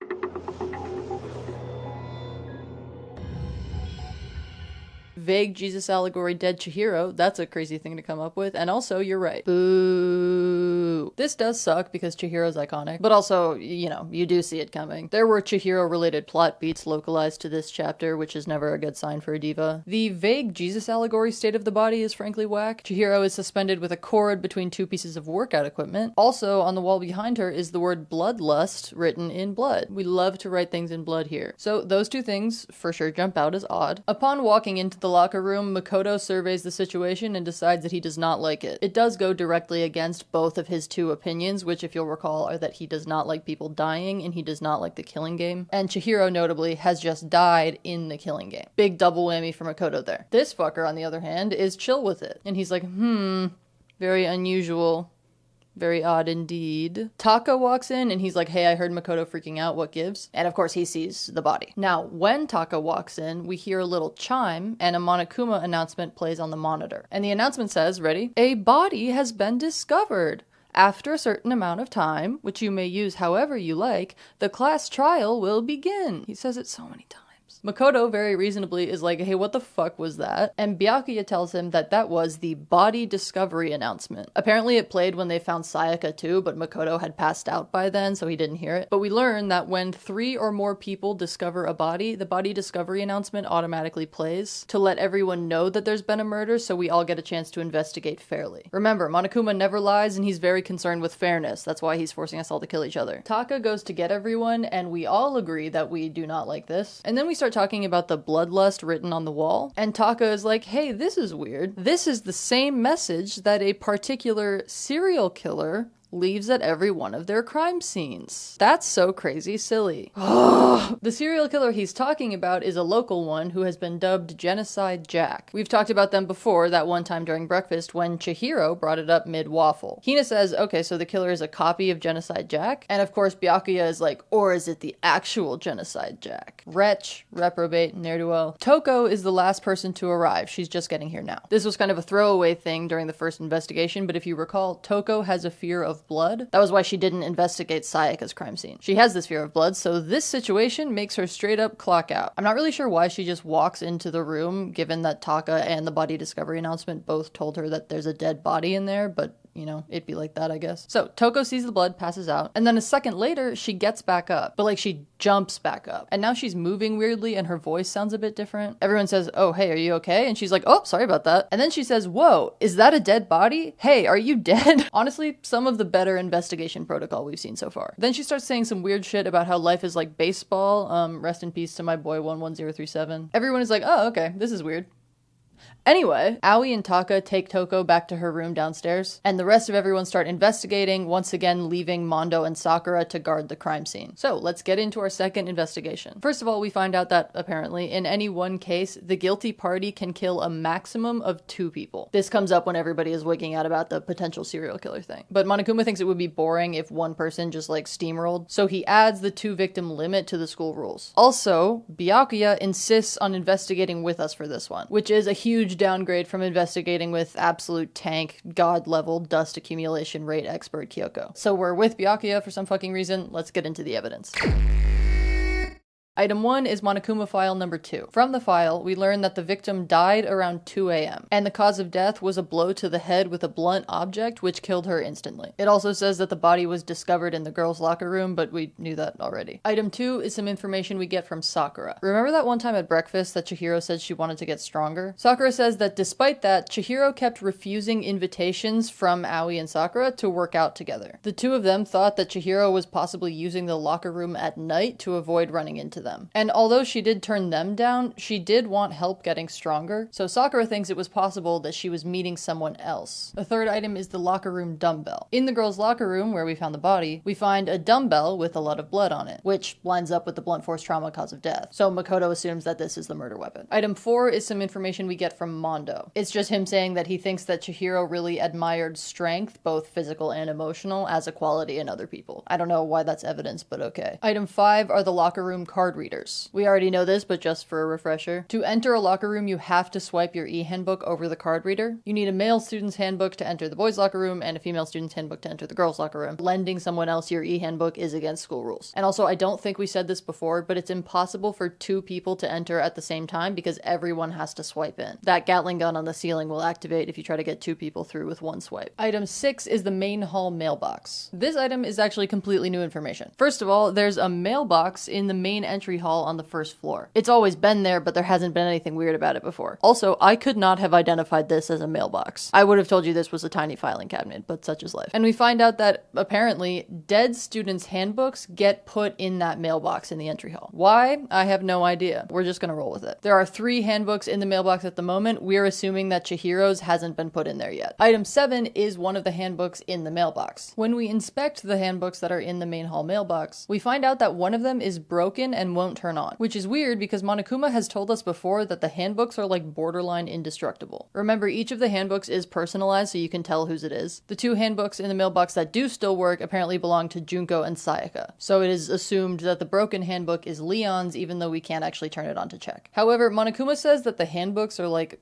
immune to bludgeoning damage, and he says that because of that, Leon's handbook shouldn't have broken during his execution. Item 8 and last thing on the subject of handbooks is Chihiro's handbook, which is notably not on her body. We assume that she probably would have said something if she had just lost her handbook, so we think that the killer probably took it. Item 9 is the Genocide Jack bullshit. Byakuya shows us a case file that he found in the archive, which is that room here inside the library that he didn't let us go into earlier. The file contains a lot of information about Genocide Jack that was never released to the public. From the case file, we learn that Genocide Jack apparently has a very specific MO. All of their victims have been killed in the same way, which is stabbed with like weird fancy scissors, and then pinned to a wall in the Jesus allegory pose with those same scissors. The other part of their MO is that they always leave the word bloodlust written in the victim's blood at their crime scenes, but that is public information and we knew that already. The file also notes that Jack only kills on weekends, holidays, or evenings, so the police have determined that Jack is potentially in school because they seemingly only kill outside of school hours. I guess they're very diligent about their academics the rest of the time. Item 10 is some info we get from a Yap sesh with Hina. She says she's noticed that Chihiro always seemed very skittish around other girls at the school and seemed to consciously stay away from them. However, she was apparently super chill with the boys. Going back to the locker rooms, item 11 is the status of the body, which is basically just the same information that we got from the Monokuma file, and also what I told you about the body being suspended with a cord. Item 12 is the carpet in the boys' locker room, which is not the one where we found Chihiro. The carpet has a dark stain on it that we think wasn't there before, but also Makoto has barely been in the locker room, so he's not actually sure. Also, why is there carpet in this locker room? That's so fucked. Item 13 are the locker room posters. We note that there's blood on a poster that's in the girls' locker room, which makes sense because there is a dead body in that room. But what's weird is that that particular poster is like a pinup of a swimsuit model. And remember, this is mid-2010s anime, anime, so it's unlikely that she's just up there because the girlies think she's slaying. Which she is, by the way. Also weird is the fact that the poster in the boys' locker room is some boy band, Tomorrow by Together, I don't know, which famously boys cannot enjoy. Moving on. Item 13 is the carpet in the girls' locker room. Sakura tells us that a few days ago she accidentally spilled some of her Mega Buff creatine protein powder coffee on the carpet in the girls' locker room. However, the stain from that is somehow now gone. You may see where this is going. Also, again, why are there carpets in these locker rooms? That's disgusting. And worse, like, these particular locker rooms are like half gym, half bathroom, and they're attached directly to the pool. People are just like constantly getting sweat and pool water and shit on the carpet. What are we doing? Item 15 is the library desk lamp. Upstairs in the library, Byakuya has been using a desk lamp to sit and read when he's avoiding the rest of us at breakfast, and the lamp was using an extension cord, but apparently that cord has disappeared at some point. And finally, item 16 is some information we get from Celeste. She says that just before the nighttime announcement last night, she saw Chihiro leaving the warehouse that just opened on the first floor. Chihiro was apparently stuffing a blue exercise tracksuit into a duffel bag that she was carrying. Presumably she was on her way to work out, but neither the blue tracksuit nor the duffel bag were found at the locker room crime scene. Also, Celeste says that Makoto is the only person she's told about this encounter. So that is all the current evidence, which means it's time to start the trial. Except when we all get to the spooky elevator to take us down to the whack courtroom, Toko is not there. She's still in her room from when Taka and Aoi brought her there earlier. Apparently, she's been hiding in her room all morning, kind of freaking out, but at least she's not acting super weird anymore. Well, she is, but normal for her. Like, she's back to being annoying and overly horny. Monokuma yoinks her out the room, which she is mad about, but we proceed to the trial. So the opening topic of this trial is the murder weapon, which we agree is the bloody dumbbell found in the locker room. Like we said, that lines up with the blunt force trauma that's listed as the cause of death in the Monokuma file. And it was the only thing found that was covered in blood. And Kyoko says that the shape of the wound is consistent with the shape of the dumbbell too. For some reason, everyone is like, holy shit, you looked at the dead body? I can't believe it. Which, like, this is a murder investigation, actually. Anyway, we've agreed on the dumbbell, so we move into talking about the culprit. Immediately, Byakuya says that Chihiro must have been killed by Genocide Jack. And Aoi's like, what makes you say that? So Makoto shows everyone the Genocide Jack case file that we found in the archives. And Byakuya starts breaking it down. He says that according to the file, there are two distinct markers of a Genocide Jack crime scene. First is the bloodlust thing, but second, and more importantly, is the suspended position of the body. Because that's something that was never made public. So the only people who know about it are high-ranking police officials and Genocide Jack themselves. He says Chihiro was suspended in a way that was visually the same. So how could the killer have known about or done that unless they were the real Genocide Jack? Celeste is like, okay, so you're saying that the serial killer Genocide Jack is one of us. And Byakuya says, and I quote, Yes. In fact, it's Toko. just one coherent plot beat. Toko does not like that this has been said. Actually, nobody really likes that this has been said. Hina is like, wait, but Toko has a phobia of blood. How could she possibly be a serial killer? And Byakuya, who of course has an answer for everything, is like, well, that's easy. Obviously, Toko has split personality disorder. Remember when she passed out seeing Chihiro's body and then got back up again a second later acting all silly goofy? She has one personality that can handle blood and one that can't. Now, disclaimer, in real life, split personality disorder is actually called dissociative identity disorder, and it obviously does not make people serial killers. We will also tell that to the movie Split, thank you. In response to Byakuya, everyone is like, okay, you're a rat and this is whack behavior on several fronts, which are both true statements. And then for literally no reason, Toko goes, You said you wouldn't tell anyone. Adding to the list of things Toko needs to find, first we have self-respect, second we have survival instincts. Apparently, last night, before Monokuma's motive drop, Toko told Byakuya that she has a serial killer alternate personality, and she's scared that it's gonna come out and kill someone. Byakuya says that Toko promised to keep Genocide Jack under control here, despite the fact that she actually has no control over it. And Toko's like, yeah, I only promised that because you said you'd go out with me if I did. I have no words. So much you are throwing away over this rat. Byakuya is like, well, A, I never said that, and B, we should just hear it from the person directly. And Toko's like, oh. And then in like one jump cut, she kind of just turns into Genocide Jack. Well, hello there. Is it me you were hoping to see? So let's get Genocide Jack's picture up here. We've put her here attached to Toko. In the game, when she speaks, her name is labeled as Genocide Jill, which is kind of funny. But from here on, all the characters use the names Genocide Jack and Genocide Jill interchangeably, which I will probably also do, mostly by accident. So, Jill is out here, she's got this tongue on her. Absolutely whack. She makes sure to let us know that while Toko is the ultimate writing prodigy, Jill is the ultimate murderous fiend. Write that down. It's lucky that they're both ultimates. They could bond over it. Anyway, Jill is like perpetually tweaking, perpetually on stupid mode, etc. She's portrayed as kind of silly. Like, this character is largely played for laughs, which I think is kind of the only way it could have gone. The point is that she's super different from Toko, who's very nervous and reserved and etc. Good news though, they do still share their worst trait, which is that they're horny and super weird about it 100% of the time. Hifumi, in a never before seen, actually funny and useful move, says, Can I ask you a question? What's up? Some of us think you might be the mastermind behind our entire situation. What are your thoughts on that? pretty good interviewing skills, honestly. Another win for investigative journalism. And Jill is like, oh no, I'm not the mastermind, which Monokuma confirms. He also says that the police in the outside world must be really shit at their job since they let this idiotic, bloodthirsty maniac run buck wild all over town. So true, Monokuma, ACAB. Byakuya says, okay, so it's settled. Clearly, Genocide Jack is Chihiro's killer. It fits the motive too. Monokuma would have spilled our secrets if nobody was killed within 24 hours. Assuming Toko's secret was the existence of Genocide Jack, if that had come out, it would have ruined her life. And Jack is like, yeah, so crazy, I know. I didn't do it though. Sakura is like, okay, all due respect, literally why would we believe you? Which is fair. Byakuya says, yeah, if we compare your past murders to this one, the MO matches exactly. But Makoto hits him with the actually no. And Jill follows up on that. She says that she commits her murders with passion and conviction. See, she considers herself a professional and she has a very particular way of doing things. Her exact words are, imagine you go to a fancy Italian restaurant. They're very picky about the noodles, the sauce, everything. But what happened to Chihiro? It'd be like if that same Italian restaurant started using ragu or Chef Boyardee. Brutal for Chef Boyardee, but we love similes and metaphors. Yes, poetic devices. It's now Makoto's turn to deliver some classic regurgitated evidence. He's like, well, this crime doesn't really match Jack's very particular way of doing things. The MOs aren't actually the same. First of all, Genocide Jack's victims are killed by being stabbed with weird fancy scissors. But Chihiro died from blunt force trauma. She was bludgeoned with a dumbbell. And then second of all, Jack's victims all get vague Jesus allegory pinned to the wall with scissors, whereas Chihiro got vague Jesus allegory tied up with a cord. There are differences. And Jack is like, girlies, I don't change my MO. I'm an artist. Obviously, I only use my custom-made scissors. Which, like, who is making her these scissors? Surely you gotta recognize them when you see them in the news, right? Then she says, also, there's one more difference that you missed.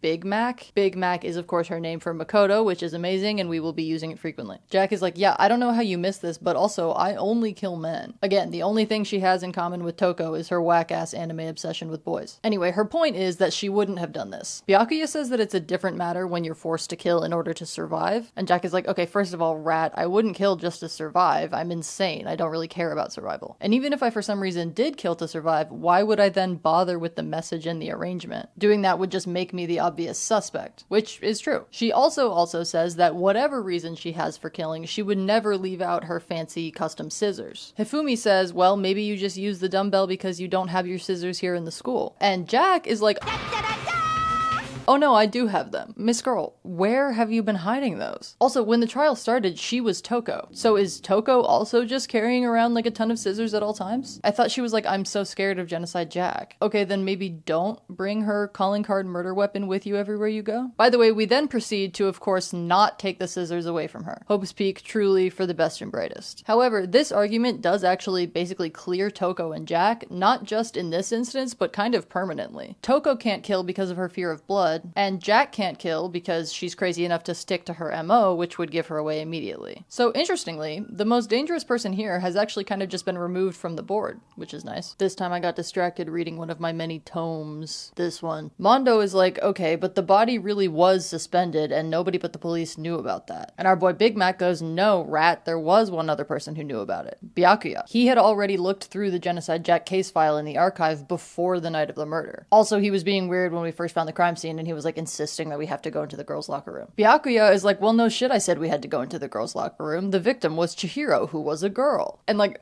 obviously, before we found the crime scene, we did not know who the victim was and had no way to know it was a girl. This will come up in a minute, but he's not actually serious with his reasoning right now. What he's actually doing is testing Makoto's investigation skills. And RE that, like, Shut up, dog. Vermin, you don't need to be doing all that. Do you have to be incredibly whack on top of the situation that's already happening? Byakuya Togami, calm down and act normal for 3 seconds challenge. Impossible. Anyway, Byakuya is like, LMAO, your reasoning is bad. Which, no it's not, but whatever. And this is where Kyoko finally steps in. Thank God. There is more to it. Girl, where have you been? She's like, okay, doc, shut up. We know that you arranged the body like this. Because the cord that was being used to suspend Chihiro was actually the missing extension cord for the lamp that you were using to read in the library. Nobody else ever uses the library. We are all illiterate. And also, given the chance, most people probably would have just used a rope from the warehouse we just got on the first floor. Byakuya is like, okay, sick. So your line of reasoning is that I killed Chihiro in the girls' locker room and then tried to make it look like genocide. Jack did it. Do I have that right? He's acting really chill, which is freaking everyone out. But then Makoto steps in and he's like, okay, wait, I don't know if I agree that Chihiro was killed in the girls' locker room. The Monokuma file only says that she was discovered in the girls' locker room. She could have been killed somewhere else and then moved, along with the entire rest of the crime scene. This is a great thing to say because it catches Byakuya off guard and he gets confused, which is always very satisfying. The rest of the murder scene?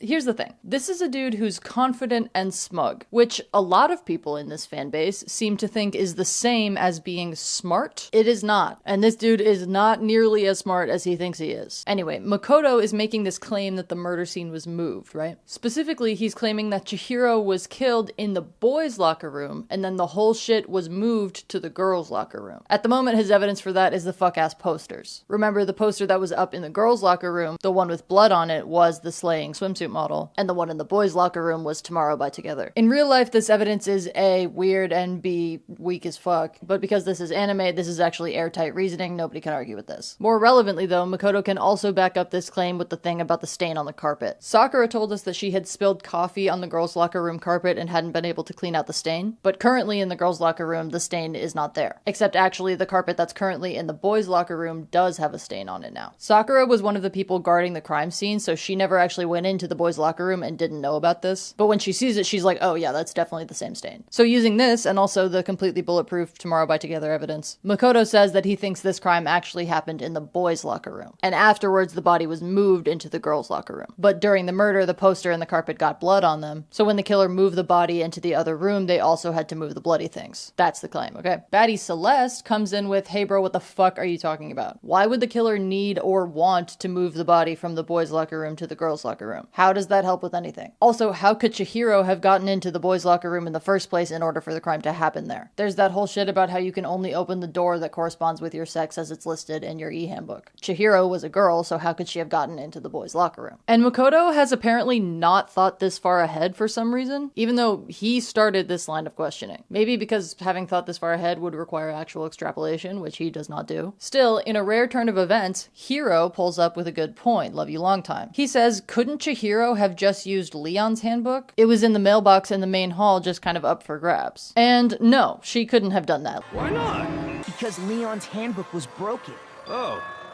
Well, then, yeah, I guess that'd be pretty impossible, huh? I am struck silent by how quickly you gave up. Thank you, Hiro, for your contribution. It is valued. Celeste says that that doesn't even matter because it's against the rules to use someone else's e-handbook anyway. But Byakuya, who I guess is still here, points out that actually the rule states that you can't loan someone your handbook, but it doesn't say anything about using someone else's handbook. So basically, it's against the rules to have your handbook taken from you, but it is not against the rules to take someone else's handbook. Monokuma loves fairness, as we know. Fuck-ass Teddy Bear does confirm that that's how the rule works, and also says that it's impossible for Chihiro to have hacked or modified her own handbook. So everyone is like, okay, well then Makoto is just wrong. She couldn't have gotten into the boys' locker room, so she couldn't have been killed in there. And Makoto, obviously, has no further ideas, so it looks like people still want to blame Byakuya. Thankfully, Kyoko has gotten bored of spinning the propeller on her hat. Hold on a second. So she intervenes again, and she's like, okay, well, there is a way that Chihiro could have gotten into the boys' locker room. But to see what that reason is, we need to take a break from the trial. So we take a break from the trial, and Kyoko takes everyone back to the crime scene in the girls' locker room, which is kind of a bummer. She asks someone to re-examine Chihiro's body. Sakura does it, and is trying to be very respectful, as is her way. And via this examination, we find out that Chihiro Fujisaki was actually assigned male at birth, and has male anatomy. And everyone starts freaking out and being super weird about it. Although Monokuma apparently already knew this. Now,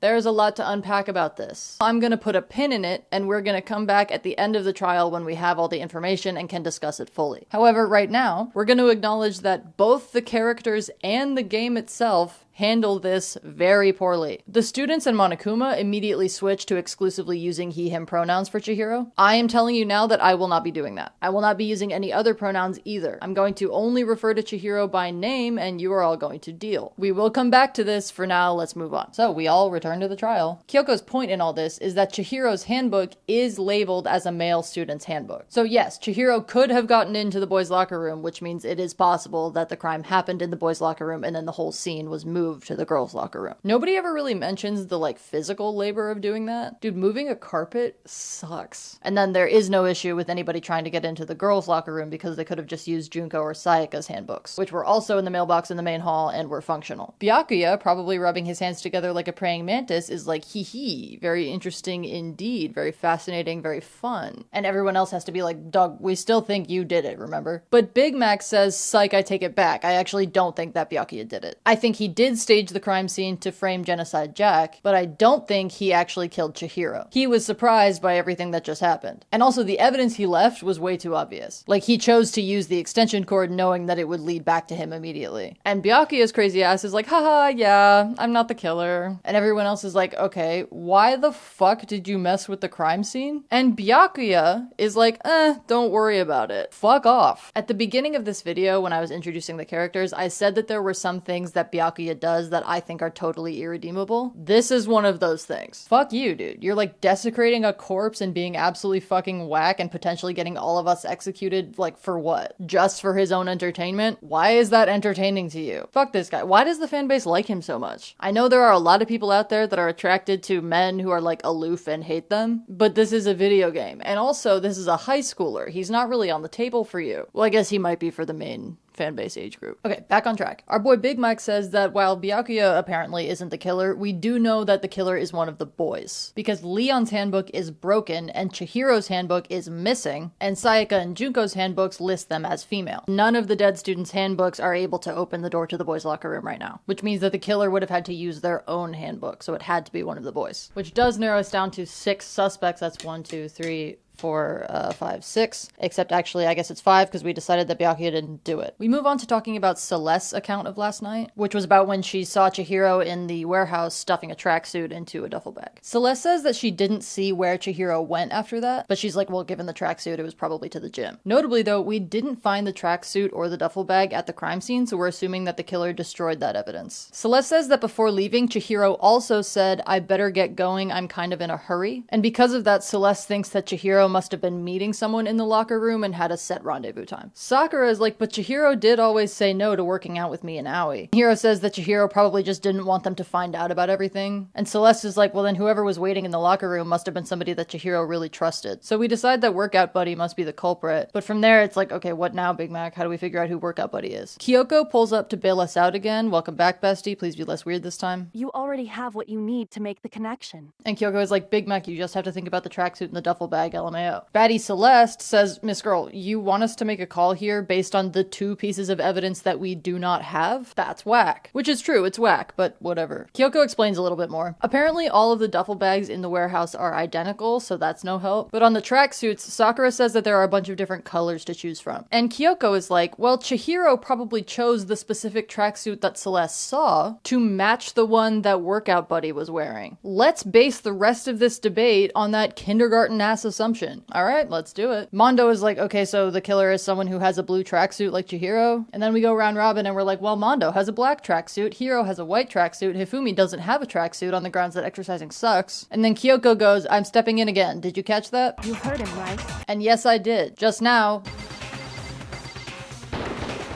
Mondo said that Chihiro had a blue tracksuit, but allegedly Celeste was the only person that saw Chihiro going to the gym that night, and when she gave her account, she never specified what color the tracksuit was. Also, before now, she had never given this account to anybody except Makoto. Apparently, Kyoko was bluffing with this just now. She said out loud that we already know who the killer is so that she could spook someone into slipping up. They make this out to be like a level 10 Queen's Gambit play. I really don't think it is, but okay. So from this, we sort of accuse Mondo of being the killer, but not like super strongly. And Mondo, you'll be shocked to know, does not like this. He starts wigging. His bro Taka also starts wigging. Arguably more so, in fact. He's like, okay, Mondo probably just saw the jacket during the investigation, which is dumb because we know that nobody saw shit. That evidence was never found. And anyway, Mondo was one of the people guarding the crime scene. It's not like he went anywhere. So we say all that. And then Mondo is like, well, actually, I saw it last night. Chihiro was holding it when I walked by. And that's also dumb because Chihiro made a point of shoving the tracksuit into the bag after Celeste saw it, so none of it should have been visible. So these two continue to be wigging. Kyoko is like, okay, so I was bluffing a second ago, but Mondo was my target to begin with. And he was her target because apparently Mondo always refers to men as dude and women as chick, okay? But at one point after the murder, he referred to Chihiro as dude, which of course implies that he knew the secret already. Mondo and Taka keep both being like, no, nothing happened. Mondo doesn't do murder. Kyoko says, I'll admit that my reasoning is pretty shaky, re the dude chick thing. And then she offers nothing further on that, so that's sick. Which puts us kind of at an impasse until Hifumi mentions that this morning he found an e-handbook on the floor, which he did not bring up before now when we spent forever talking about the e-handbooks, but whatever. He's been assuming that it's Chihiro's because he knew that one went missing. Again, he did not think to bring this up when we mentioned that Chihiro's e-handbook was missing, but he can't actually check because it's broken and won't turn on, which makes this the second e-handbook that is broken, the one in the main hall and this one. Remember, the handbooks are supposed to be like basically indestructible. Monokuma says that they're waterproof and shock resistant, and earlier he said that thing about how Leon's handbook shouldn't have broken if it was on him during his execution. Clearly though, the handbooks can be broken, so they must have some weak point, and given that two of them broke in quick succession, somebody must have figured out what that weak point is. So Kyoko goes, okay Monokuma, what's the weak point? And he's like, why would I tell you? And she's like, well, it's information that we need in order for this to be a fair trial. And Monokuma's like, good point, I care a lot about fairness, as you know. Again, that is why I am forcing you all to kill each other. He tells us that the handbooks break if they're exposed to high temperatures for too long. And Hifumi is like, oh, well that tracks because I found the handbook on the floor of the sauna. Which, dog,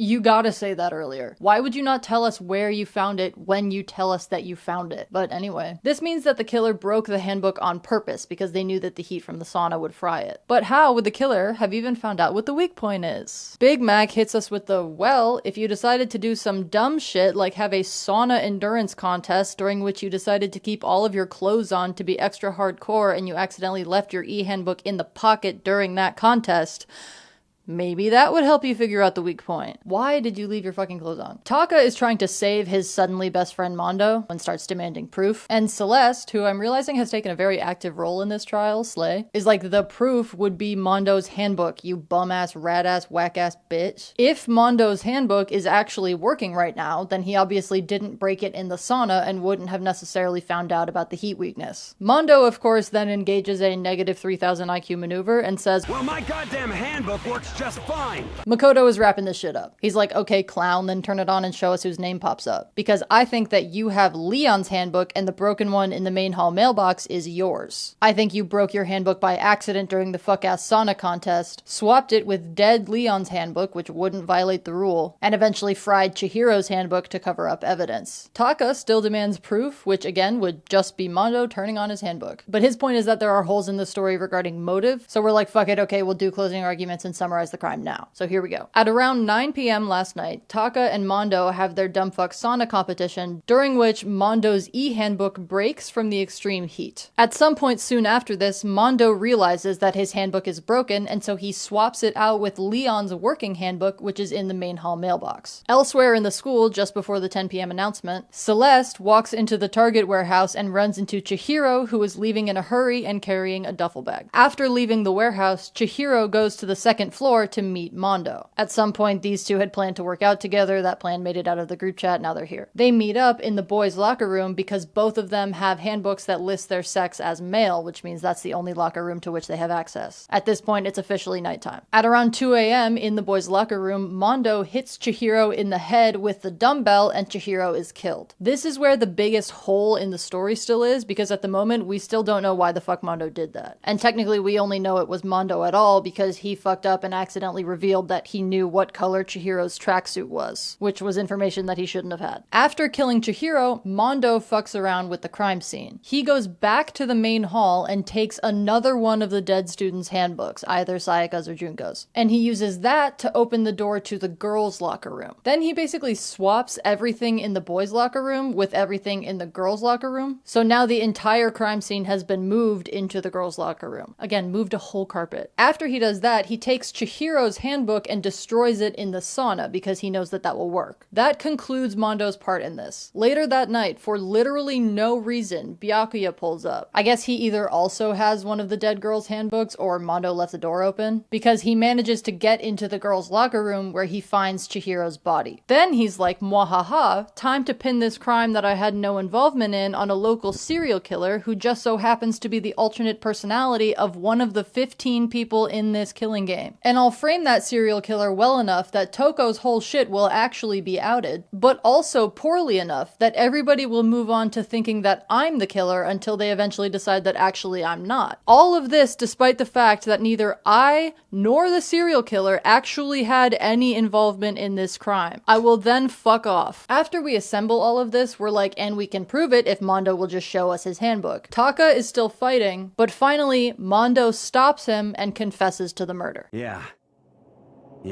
I did it.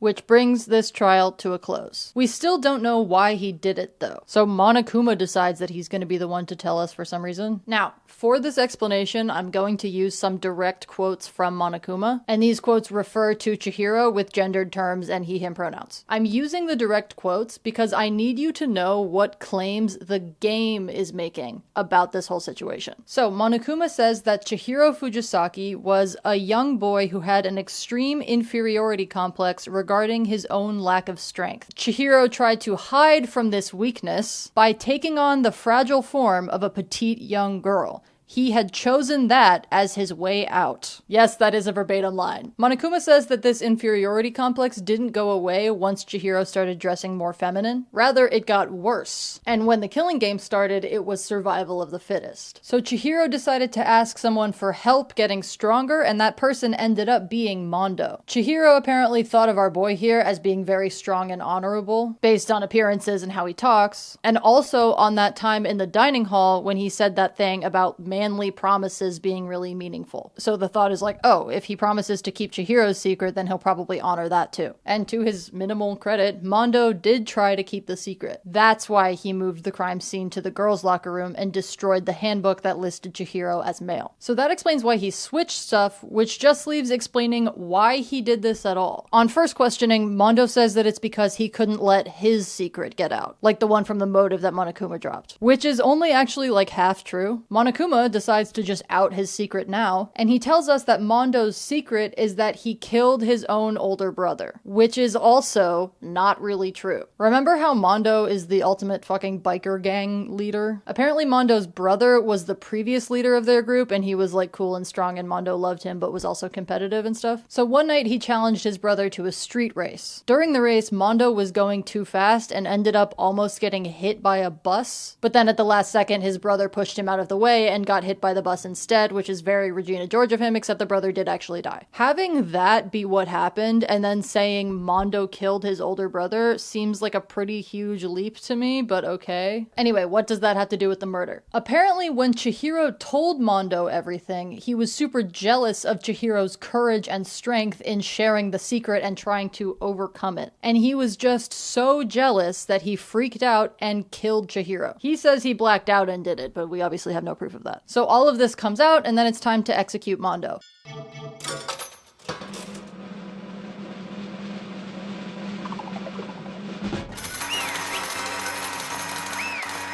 His execution is called the Cage of Death. He gets strapped to a motorcycle and then like goes around and around in one of those big spherical motorcycle cage things at like 300 miles an hour until the G-force kills him. And then also for some reason he gets turned into butter. The game never explains that, and honestly this is one of the very few times where I think it shouldn't have to.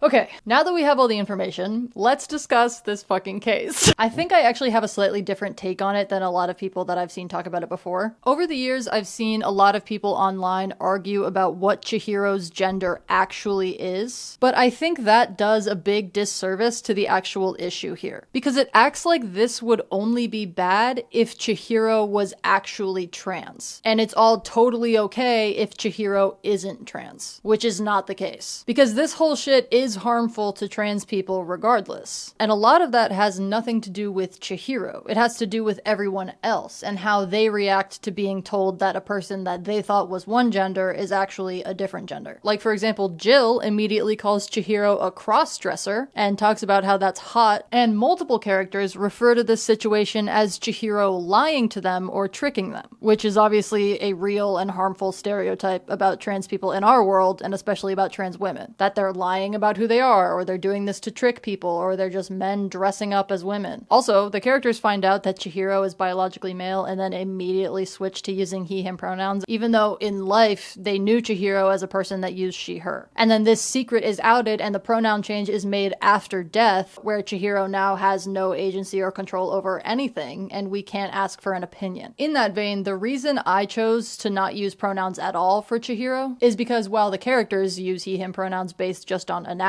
and Monokuma and Mondo claim that Chihiro wanted to go by he/him, we never actually hear any thoughts about this from Chihiro. Everything we learn is secondhand, and the people that we get it from are the fucker that put us in a position to get murdered and the guy who murdered this person, which are really not the most benevolent or reliable sources. There's also the fact that Mondo freaks out and commits this murder immediately after finding out Chihiro's secret, and while the explanation is like, oh, I was just jealous of courage, etc., this is still completely a case of somebody getting killed for revealing that they are a different gender than the killer originally thought, which is a real thing in our lives. Queer panic violence is not only very real, but is also a viable legal defense in 30 US states. Like, gay or trans panic is a legitimate and available defense in court for situations where somebody kills a person because they found out that that person was queer and were gripped by panic that caused temporary insanity. That's a real thing that is legal in most of my country, and predates the current regime, by the way. Queer panic is not allowed to be your entire defense, but it can and does make sentences significantly more lenient. So, is Chihiro trans? Canonically, no. And also, that doesn't actually matter, because this whole shit still peddles dangerous stereotypes about trans people in a game that, very relevantly, is mostly played by an age group that is still figuring themselves and their peers out. So, in conclusion, this sucks. Everything I just said is why it sucks, and it's whack that this person's gender identity is a murder mystery plot device. Knowing all of this, I need to also tell you that in the next chapter, we learn a bit more about Chihiro that is relevant but does not change anything I just said. So all of this stands as my thoughts on case 2, and from here we're gonna move on. So after Mondo is executed, Kyoko asks Byakuya why the actual fuck he messed with a crime scene, and he says he did it to make the game more interesting. We also find out that the reason Byakuya even found the crime scene to be able to do this was because he saw Mondo walk out of the girl's locker room. So he knew who did it the whole time and just didn't say anything. Bitch, for what? For the gag? I'm not gagging. Byakuya also says that he knows now that he'll have to look out for Makoto's sick investigation skills when he decides to kill someone. First of all, girl, calm the fuck down. And second of all, you definitely do not have to look out for our investigation skills. The other thing of note that happens while we're standing around after the trial is that we ask Monokuma why he feels the need to do these big elaborate executions. And he says, it's my gift to mankind itself. Punishments are meant to transform all hope into despair. And you better believe that he refuses to elaborate on that. So everyone leaves the trial ground. We then cut to a scene of Monokuma sitting in a Dr. Evil chair in a room full of monitors. And he's talking to someone, but we don't know who it is. This like gray silhouette thing is what the game always uses to talk about an unknown person, by the the way. Usually it's used during trials for like diagrams where someone is trying to explain how they think a killer did something before we know who the killer is. So if you see gray person, know that that is actually regular person, but we don't know who. Anyway, Monokuma is talking to this person and he says that it's cool that people just started murdering each other, but he's kind of disappointed because he went to all the effort of making gray person part of the group, but they didn't get to make the first move like they were supposed to. Then he says, oh well, do your best to keep things interesting because that's what everyone wants to see. When I tell you 13-year-old me was a wiggin', y'all, this means that we have a mole. Someone in the group is working with Monokuma. And this part about that's what everyone wants to see, like, are we on a reality TV show? Does Monokuma know this is a video game? Is he just Monica Kuma? Then gray person decides to blow this whole thing wide open and says, there's one thing I'd like to ask you. Who is the 16th student? And Monokuma is like, I can't tell you. Bitch, 16th student? If you'll recall, we are 15. Jack and Togo count as one. So there's someone else in the school. What, like living in the walls? Perhaps this information evokes memories from the first trial when we noticed the random empty extra slot in the Socratic seminar in the courtroom. What the fuck? On that note, we end chapter 2 with 10 students remaining, again counting Toko and Jill as one. Or 11 if that number 16 person is here, but we'll call it 10 for now. Mondo, Chihiro, Leon, Junko, and Sayaka are dead. Everyone else is alive. I'll see you tomorrow to start chapter 3.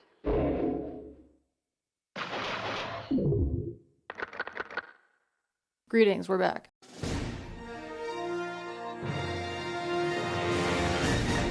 Okay, so we start chapter 3 the night after Chihiro's trial with Aoi, who is awake and being sad and decides to go get donuts about it. Pretty fair. By the way, Aoi kind of gives Sasha Browse sometimes. Not always, but sometimes you see it. Anyway, Hina goes to get donuts and hears a noise in the bathhouse on the first floor. So she goes in and she finds this whack thing. And then we cut back to Makoto like nothing happened. Are you following? At breakfast the next morning, Byakuya and Toko aren't there, which at this point is kind of normal. And neither is Aoi. Sakura is like, yeah, she had a stomachache and says she wants to chill for a bit. Taka is here, but he is so fucked up. He's big sad Arimondo, and he's now like a completely silent shell of his former self. Slay. Unrelated to all of that, Celeste is like, you know, we really should just make the best of our situation. We should totally forget the outside world and just accept that we're gonna be here forever. Our life is perfect and we have no problems. Girl, shut up. You look like a ghost-type Pokemon gym leader. Or just that one Pokemon. I can't even remember its name, but you know which one I'm talking about. Hifumi is like, no, I can't accept staying here forever because then I'll miss out on all my mangas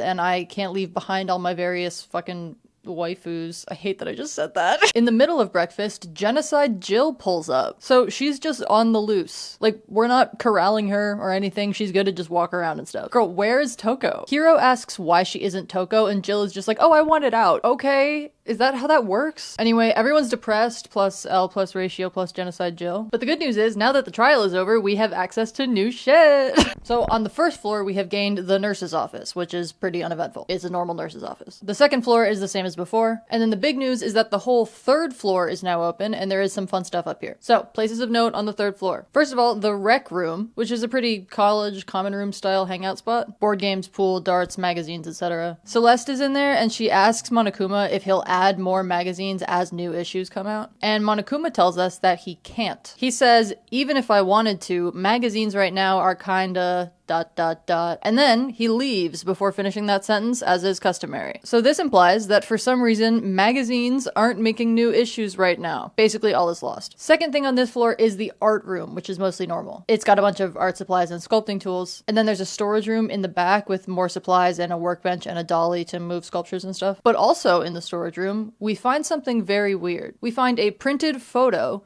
of Mondo, Leon, and Chihiro. In the photo, they're standing in what looks like a classroom and they're smiling and being besties. And they are standing in front of normal, uncovered windows, which, if you'll remember, we do not have. All of our windows are covered with these thick steel plates. So Makoto is like, well, then this photo just must not have been taken at Hope's Peak. But then these three people never mentioned knowing each other before Hope's Peak, and they weren't this friendly with each other when they were here. So we have no idea when or where this picture was taken and how it was printed. And it's also notably weird that we find this picture on the third floor. All three of these people died before this floor was even open. They never made it up here. And all the rest of us just got here for the first time. How can the photo even be in this room? But then, naturally, Monokuma appears and snatches the photo and runs away. So, Add that to unanswered questions. The other notable thing on this floor is the physics lab, which basically contains nothing but this big-ass weird machine. Monokuma says that it's a time machine that was built by a previous student, the ultimate physicist. But that person doesn't go here anymore because they died in the tragedy. Again, super descriptive, thank you so much. Monokuma then immediately says that actually he was lying about the time machine and this thing is actually just an air purifier. Cool. What do you gain from that? And also, why the hell do we need such a big air purifier? Also in this room, we find a digital camera with some anime character on it, so we decide to take it with us to show the others. The last thing is another storage room, which is in the back of the lab and is really disorganized and apparently smells like chemicals. So that's the third floor, and we all go back to the dining hall to compare notes. This time Aoi is there, as is Jill, who is immediately like, oh my god, your boobs are huge. And it is around this time that I'm wondering where Toko is. Can we please have Toko back? Can she come to the phone right now? Thank you. We bring up the anime digital camera and Hifumi is like, wait, that's my camera, where did you find it? He says he did bring the camera with him to Hope's Peak, but he lost it on the first day. He had it when he stepped into the building, and when he woke up from being passed out like we all were, it was gone. So we have no idea how it got to the third floor. He also notices that it's suddenly super banged up and he doesn't want it anymore because it's not in mint condition. So Celeste asks if she can have it and he gives it to her. Hiro says that he saw Byakuya while searching, so that confirms that he's alive. Makoto tells everyone about the photo he found and they're as confused as he is. Celeste is like, nah, Monokuma must have forged it. She also calls Hina out for lying about having a stomachache earlier because she can apparently polygraph detect lies due to her god tier gambling skills, which is kind of iconic, I must admit. Anyway, she's like, Hina, why lie? Question mark. And Hina is like, well, I lied because I saw a ghost last night and I didn't think any of you would believe me if I told you. And she's right, we don't. Well, Hiro does, but that's okay. He says he doesn't believe in the occult, but also he's terrified of it and he's very scared of ghosts. He's doing his best. Anyway, this is about what we saw her doing at the start of the chapter. So she takes us all to the bathhouse dressing room, where we find not a ghost, but a laptop. Miss Girl saw a computer screen in the dark and thought it was a ghost. Sometimes, the connection I have mentally made between Aoi and Sasha Browse does a lot of heavy lifting. Keeps Aoi off of thin ice that she should very much be on. Anyway, this laptop that we find is inside one of the cubby lockers in the dressing room, and we've actually found this laptop before. I didn't mention it because it wasn't important, but we found it in the library on a desk. It was broken. Now it's working, so we determined that it was being used by Chihiro, who, as the ultimate programmer, was probably the only person that could have fixed it. Nobody else knows shit about computers. When Makoto wonders why the computer is in the bathhouse dressing room, Kyoko points out that this is the only room we've found that doesn't have a security camera in it, which is shockingly considerate of Monokuma. Remember, he's very fair, that's why he's forcing us to kill each other, as we know. Upon investigation, we find out that this computer has a program on it called Alter Ego, which is a super advanced AI that Chihiro built. Now, this is that small Chihiro update that I mentioned at the end of the last chapter. Alter Ego is modeled after its programmer. Like, it acts and talks and looks just like Chihiro. And it refers to Chihiro with he, him pronouns. On top of that, Chihiro is the one who developed and trained Alter Ego. And by all accounts, Chihiro never intended for the AI to talk to anybody else. So based on all that, I think we can safely assume that Alter Ego would be using the pronouns that Chihiro preferred. This is as close as we can get at this point to Chihiro actually being the one to tell us a preference. So from here on, I'm going to use he, him for Chihiro and he, it for Alter Ego. Okay. Also, I'm realizing that I don't have a picture of Alter Ego, so I'm gonna point at Chihiro, and y'all are gonna get it. Alter Ego tells us that after Chihiro fixed the laptop, he discovered that there were a ton of files on it. So Chihiro made Alter Ego and instructed it to analyze the files. The files seem to pertain to the school, but they're heavily encrypted. And because of that, Chihiro assumed that they contained some important secret. So now we have that. Apparently it's gonna be a while until the AI is done analyzing the files. So we leave, and Monokuma is suspicious of what we were doing in the bathhouse, but Celeste lies our way out of it. Baddie. Later that day, Monokuma calls us all to the gym, as is fucking standard procedure, to give us presents. When we get there, huge news, Toko is back. Byakuya says she sneezed and the personalities switched. People with DID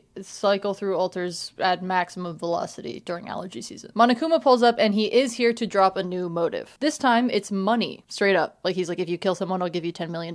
You're ugly, you're disgusting, I'm gonna kill you, give me $200. Everyone is like, dude, that's a whack motive, which, yeah, I agree. I feel like money is really not our biggest concern right now. Anyway, we all split up for nighttime, and then there's a few days of downtime where we're all just kind of fucking around and trying to act super casual to avoid drawing attention to Alter Ego. Hifumi is upset about that because it means he's banned from talking to it at night, which he has apparently done before. I don't really want to know. On one of the downtime days, Taka shows up at Makoto's door, and he looks super frazzled and vacant and everything, as he has since Mondo died. And he says, "Is it true? Is Chihiro really alive?" Which, like, I have no idea how he reached this conclusion. Because I'm, like, pretty confident that whoever told him about the computer didn't phrase it by saying Chihiro is alive. That would be an absolutely insane lead up to what actually exists. But anyway, Taka wants to see Chihiro, and even though we all agreed to not interact with Alter Ego unless strictly necessary, Makoto says, okay, let's do it. Taka talks to Alter Ego as if it's just Chihiro. Like, I think in his head, this isn't a computer program and he's actually hearing from a dead person. He asks Alter Ego if he hates Mondo for killing him, or if he hates Taka for not stopping Mondo from killing him. And like, dude,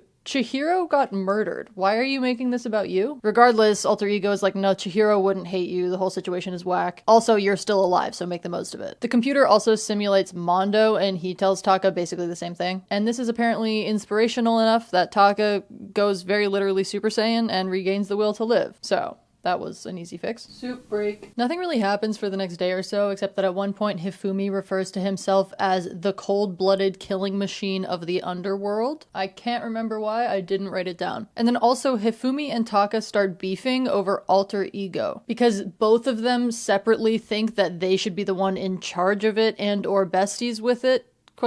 Taka thinks he should have Alter Ego because he and Chihiro are like bros from beyond death now. And Hifumi thinks that he should have Alter Ego because at some point when he was visiting it at night, he fell in love with it. Moving on. The next evening, Makoto gets a note under his door that says meet in the dining hall. And he makes a comment that the handwriting on the note is very good, which I think is true. I have the type of handwriting that people will be like, oh, I like your cursive, and I have to be like, it's not cursive.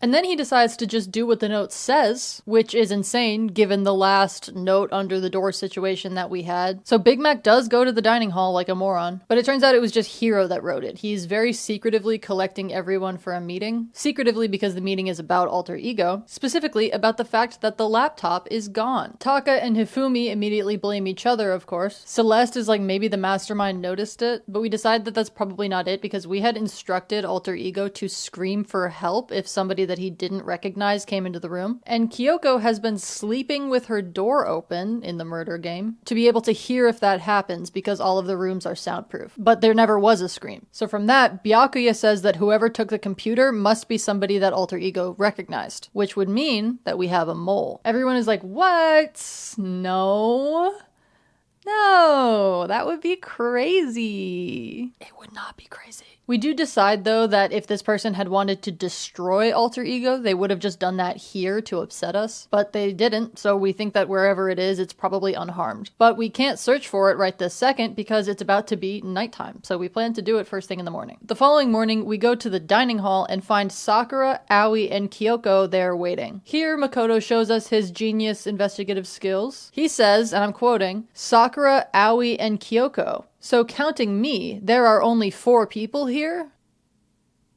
Yes. The 4 of them, because there are 4 people in this dining hall, just in case that wasn't clear, decide to wait to see if anybody else shows up, but an hour goes by and it's still the same 4 people. These 4 right here, there are 4 of them. It's normal for Toko and Byakuya to not show up for breakfast, but Hiro, Celeste, and Hifumi have all never missed a day. And Taka started missing breakfast when he was in big sad mode, but now he's Super Saiyan, so it's kind of odd that he's not here. So after an hour of sitting around, we're like, fuck it, let's just split up and search. Makoto is searching on this part of the first floor when he hears bestie Aoi scream up on the 3rd floor. So he runs upstairs and we find Aoi, who's freaking out. Like, she's like, oh my god, it's awful, the humanity, it's the end. So we go to the rec room to look at what she's looking at and we find Celeste, who is not dead.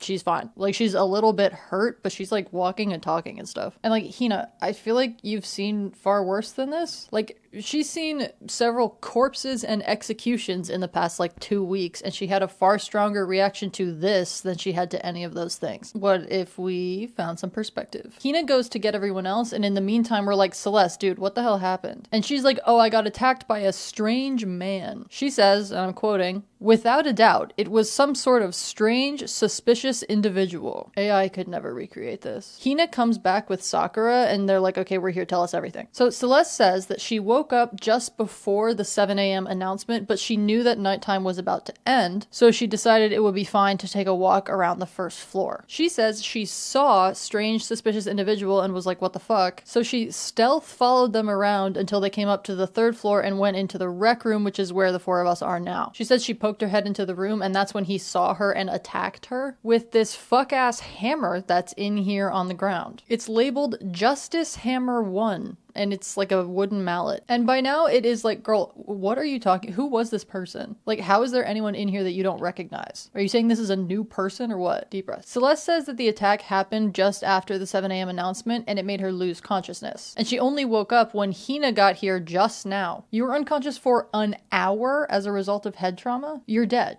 Like, you're dead. Or at least your brain is permanently fucked up. But then she just got up and walked and talked like it was nothing? Okay. Then Celeste is like, hey, by the way, we should probably hurry up and look for a strange, suspicious individual. Because I saw him, like, put Hifumi in a chokehold and drag him away. Haha. We really do need to have someone lead a seminar about how to prioritize information. I don't know who the best candidate for that would be, but honestly, it might be Jill. Incredibly forthcoming, at the very least. Aoi asks Celeste if anything stood out about the guy. And she's like, oh, good news. I actually took a picture of him on Hifumi's Weeb camera. And then she proceeds to show us this photo. The last case had a DID serial killer reveal, a guy who fucked with the crime scene just for the bit, and a gender identity plot device. That being said, this is dumber than that. Less problematic, more stupid. Also, I should warn you, the next hour of the game involves a lot of splitting up in various combinations and different sets of people running up and down stairs and being in different rooms at the same time, and then that time frame is relevant. I was fighting for my life writing this section of my notes. Anyway, I will keep track of where everyone is, but that means I am going to repeat where everyone is like 4,000 times, such is life. So, strange suspicious individual is a robot, I guess, which at least explains why Celeste couldn't tell who it was. Also, she really took a photo instead of helping, which is very me. Celeste says that the robot dragged Hifumi towards the stairs, so it was headed for the 2nd floor, which is where Kyoko was sent to search when the dining hall group split up. Also, Makoto asks why Kyoko isn't here now, like why Aoi didn't bring her, and Aoi just says that she didn't have time to get her. But the thing is,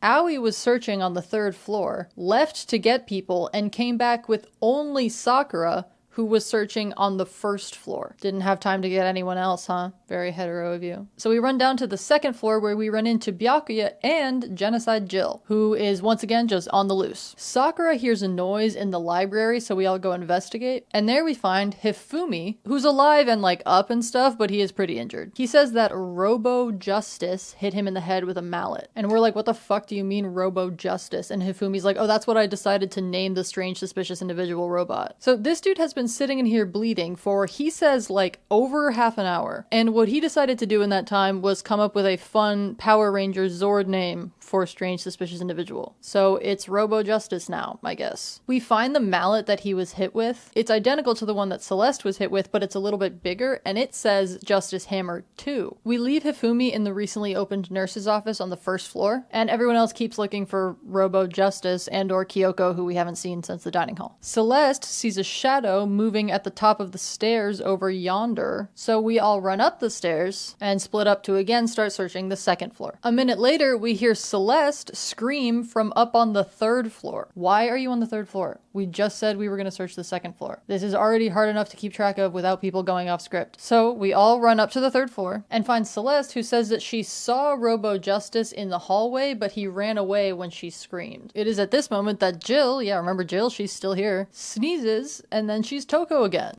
Okay. So we all start to go after where Celeste said she saw Robo Justice walking to, when we all hear Hifumi scream on the 1st floor where we left him. So this time we split into teams. We only have 6 people here, so we decide that 3 of us are going to keep chasing Robo Justice, and the other 3 are going to go downstairs and check on Hifumi. So Byakuya, Sakura, and Toko follow the robot, while Hina, Celeste, and Makoto head for the nurse's office. And inside we find 3, 2, 1...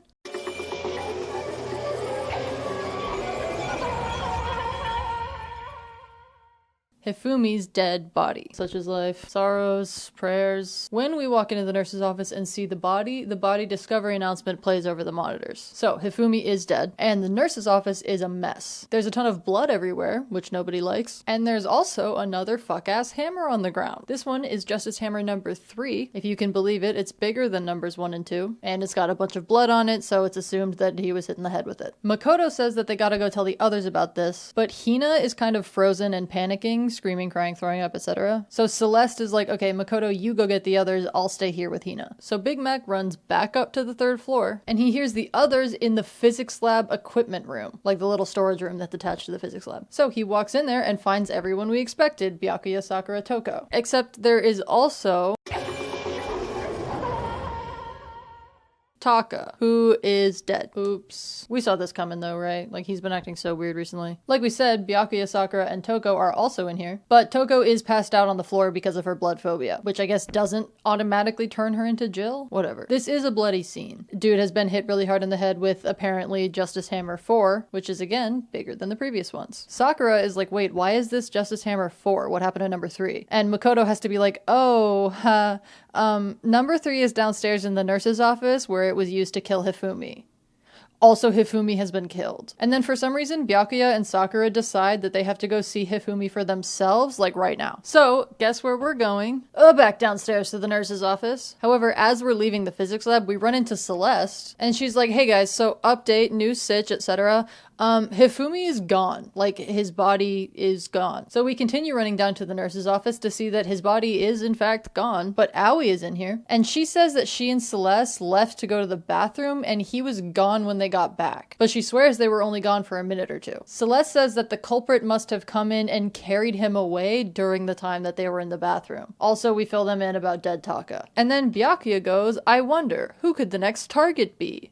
Toko? Which makes Sakura and Makoto remember that when we ran down here, we just fucking left Toko passed out in the lab equipment room. Classic. We love to see it. Friendship is magic. So we, say it with me, run back up to the 3rd floor. And just for clarity, this is Byakuya, Celeste, Aoi, Sakura, and Makoto. Upon entering the lab equipment room, we see that Toko is exactly as we left her, but Taka's body is gone. So both corpses have disappeared, which is in fact abnormal. So we all split up again to go body hunting. At one point, Makoto checks the art room and we go to open the storage room in the back, but find that the door is locked. So we keep wandering around, and a few minutes later, Celeste and Byakuya are like, hey, we found the bodies. They take us back to the art room, and now the storage room door is unlocked for some reason, and we can go inside. And the bodies of both Hifumi and Taka are in fact there. Wah wah. Relevant thing to note, when we walk into this room, the body discovery announcement plays again, and nobody says anything about it. Moving on. Aoi is like sad and is crying especially over Hifumi for reasons that are not clear to me. Like they weren't close or anything. But then somehow Hifumi actually wakes up, which is whack. As far as I understand it, that's not how being dead works, but okay. Anyway, he wakes up and he's like mumbling, etc. And amongst his mumblings, he says, I remember everything before I met you all. I met you all. okay, Diva. Hina asks who attacked him, and Hifumi says Yasuhiro. And then he dies again, for realsies this time. So this does make things look pretty bad for our boy Hiro, who you may have noticed isn't here. In fact, we haven't seen him all morning. We also haven't seen Kyoko since we left the dining hall. Anyway, the fuck-ass bear pops up with the 3rd Monokuma file, which means it's now time to actually start the investigation.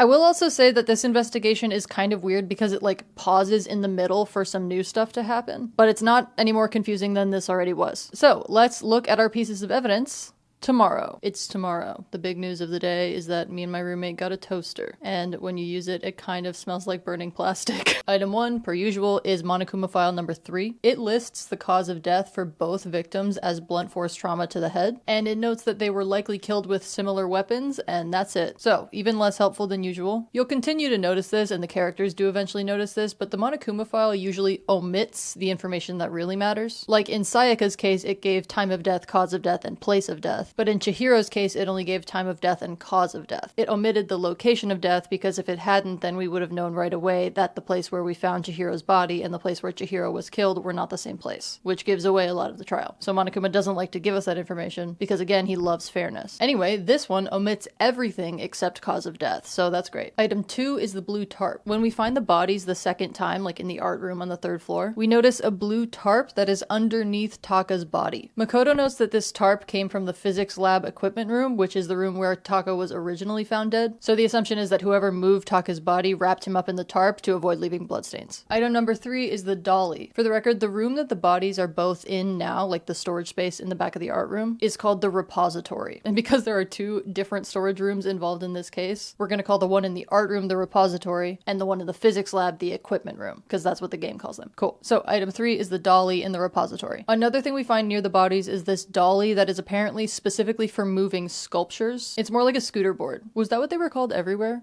Scooter boards, like those things you have in gym class in elementary school. Except for some reason there's only like 2 of them and the class is 30 kids, so it's like this highly coveted item. They are fun. So the dolly is basically a scooter board, which is just to say that it has no handle and it's very low to the ground. Also, there is blood on one of the wheels. Item 4 is Hifumi's glasses. Makoto notes that when we first found Hifumi's body in the nurse's office before it went missing, the lenses of his glasses were covered in blood. However, the second time we find him in the repository, his glasses are clean. Item 5 is the clean hammer. There are a whole bunch of different sized mallets in the repository. Evidently they're supposed to be just art supplies. One of them is sitting by the sink and it's wet, so we assume it's just been washed. Notably, this hammer is different from the Justice hammers because it's normal, it's not painted or anything. Item 6 is the repository door. Apparently the door to the repository only has a lock on the inside, which is how most doors with locks work.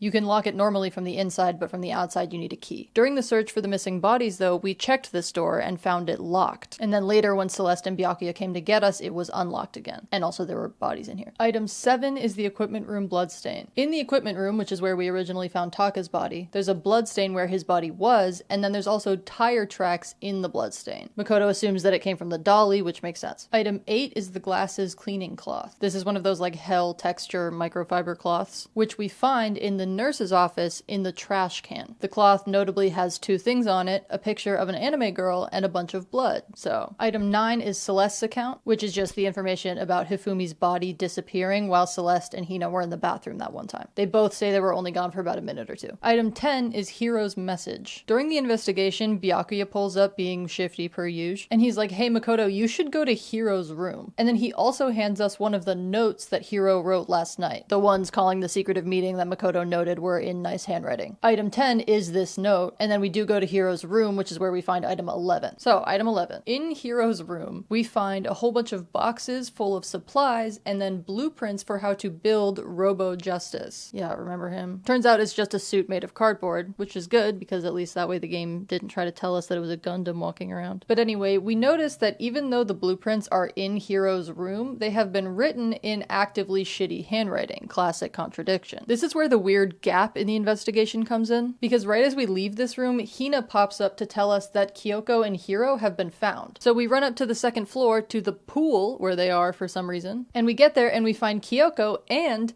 Hiro in the Robo Justice costume. We can't like see his face or anything, we just see the suit. But when we walk in, this motherfucker says, phew, man, I have had the worst day. Okay.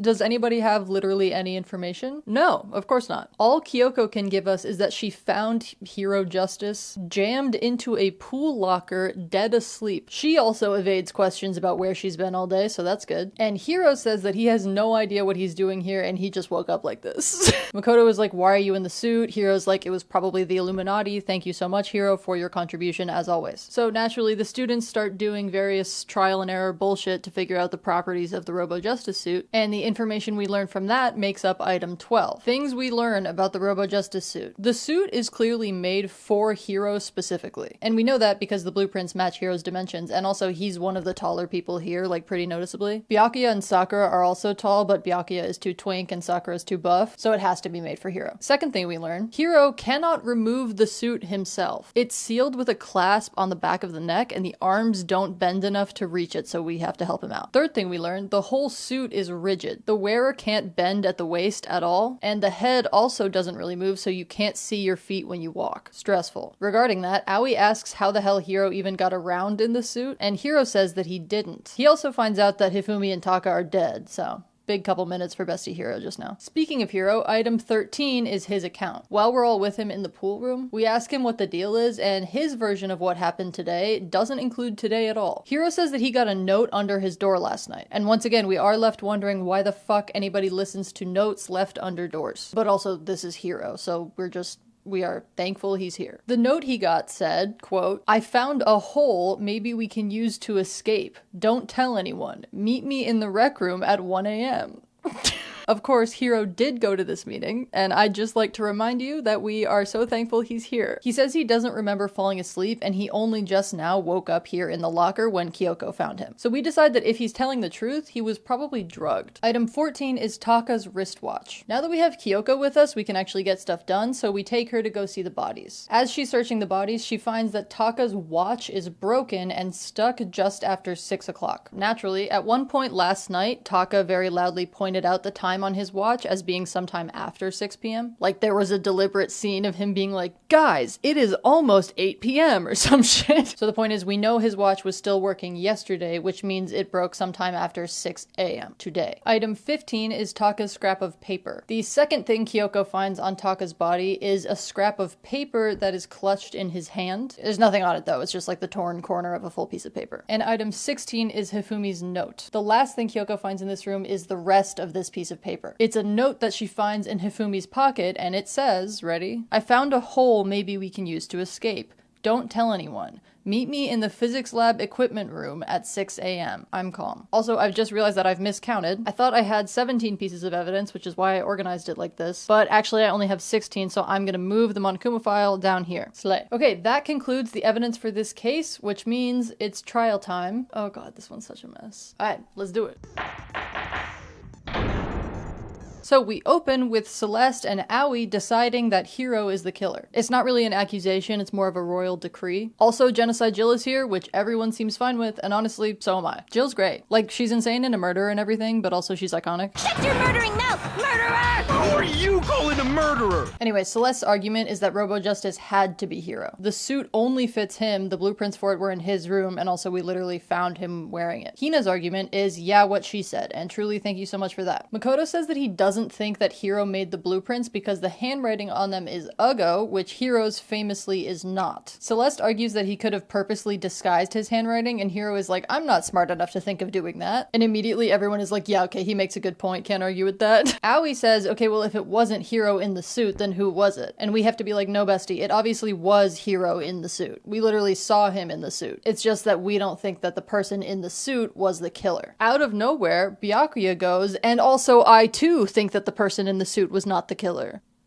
Okay. He really acts like the fact that he agrees makes the argument itself better. Like he thinks that everyone is going to be like, oh, well, if the Byakuya Togami Baratheon agrees with this, then it's automatically true. Brother, no one likes you. So Byakuya agrees with us. Yay. His reasoning for why Robo Justice couldn't have done this is mostly the tarp and the dolly. We know that both of these things used to be in the equipment room, but are now in the repository. Clearly, at some point, they moved from the equipment room to the repository, which is the same journey that Taka's body made. And also, there's blood on the wheel of the dolly, and the tire tracks in Taka's bloodstain, and the tarp has blood on it too. The idea is that the killer wrapped the body in the tarp to avoid bloodstains and then used the dolly to move it. And Byakuya's argument is that doing any of that would have been basically impossible if you were wearing the Robo Justice suit, because the suit doesn't bend at the waist. So one, you wouldn't be able to lean down to wrap it in the tarp, and two, the dolly doesn't have a handle, so you wouldn't be able to push it without leaning down either. Aoi brings up that you could just push it with your feet, but we also know that when you're wearing the suit, you can't look down enough to even see your feet. Which Aoi, by the way, knows perfectly well. She was the person who discovered that about the suit. But regardless, pushing the dolly that far in such a short period of time without even being able to see where you're going would be really hard. And a huge margin for error. Jill is like, well, Hiro could have just taken the suit off, which we know he couldn't have because he can't get the suit off by himself. But unlike Aoi with the last thing, Jill wasn't in the room when we had that conversation. Jill confirmed, reasonable question asker. So now everyone is up to speed, and we agree that whoever moved the body, it could not have been Hiro in the the Robo Justice suit. Exoneration for our bestie. Celeste does not agree because she saw Hifumi get dragged away by Robo Justice. And she's like, okay, clowns, what about that photo I took on the Weeb camera? And also, when we found Hifumi fucked up in the library, he said that Robo Justice was the one who injured him. So Robo Justice did it, and Robo Justice is Hero, so Hero did it, case closed. River monsters again. So Dustmaster General Kyoko steps in and has us recap the events of this case, but we are not going to do that because I cannot handle more stairs at this time. Just know that this recap is here because the developers think that the player needs it in order to understand what's going on, which means they know this case is a bunch of convoluted bullshit, and they wrote it anyway. However, this recap is also for the benefit of Kyoko and Hiro, who weren't here this morning and don't know what happened. Actually, it's for Kyoko. Hiro, we love you so much, it's for Kyoko. After hearing the recap, Kyoko is like, okay, this is such a mess, we need to cut out all the extra shit. It's still far too early to reach that conclusion. Let's just look at the murders and not at all of the running up and down the stairs. Thank God. She raises the issue of the order in which they were killed, and Hina is like, well, Hifumi was killed first and Taka was killed second, and we know that because we found the hammers at the scenes. Hifumi got bonked with Justice Hammer 3 and Taka got bonked with Justice Hammer 4. And obviously the killer wouldn't use the lower number hammer before the higher number hammer. That's ridiculous. Which is actually ridiculous reasoning. The concept of numerical order is not holding a gun to our head, Miss Girl. To dispel this reasoning, Kyoko points out Taka's broken watch, which is stopped at about 6 o'clock. But remember, we know it was working last night when we saw him later than 6 p.m. So that means it broke and stopped at 6 a.m. this morning. And everyone basically agrees that it most likely broke when Taka was attacked. So we decide that he was then killed at around 6 a.m. And if that's the case, then everybody's alibis for Taka's murder are void because nobody had met up at that time. But for Hifumi's murder, we're all still in the clear because everyone was together between the last time we saw him alive and when we first found him dead. Celeste says that we're also all in the clear moving the bodies because when Hifumi went missing, Hina and Celeste were in the bathroom and everyone else was in the equipment room. And when Taka went missing, everyone was in the nurse's office looking at the lack of Hifumi. All of this, of course, excludes Hiro and Kyoko, who were nowhere all morning. So the suspicion is still on the two of them. Kyoko is like, ha ha ha, let's talk about something else. For now, we can't get fixated on who did it. She says that since none of us have alibis for Taka anymore and the timeline is all messed up, we should focus on figuring out how anybody did this as opposed to when they did it. Mainly because truly, how the fuck could anybody have moved Hifumi's body from the first floor to the third floor in the 2 minutes that Celeste and Hina were in the bathroom? Actually, how the fuck could anybody have moved Hifumi at all? He canonically weighs 342 pounds. The only person who I'm like completely positive could deadlift 340 is Sakura, and she was with us when the body went missing. Everyone else is a twink. Hiro is arguably a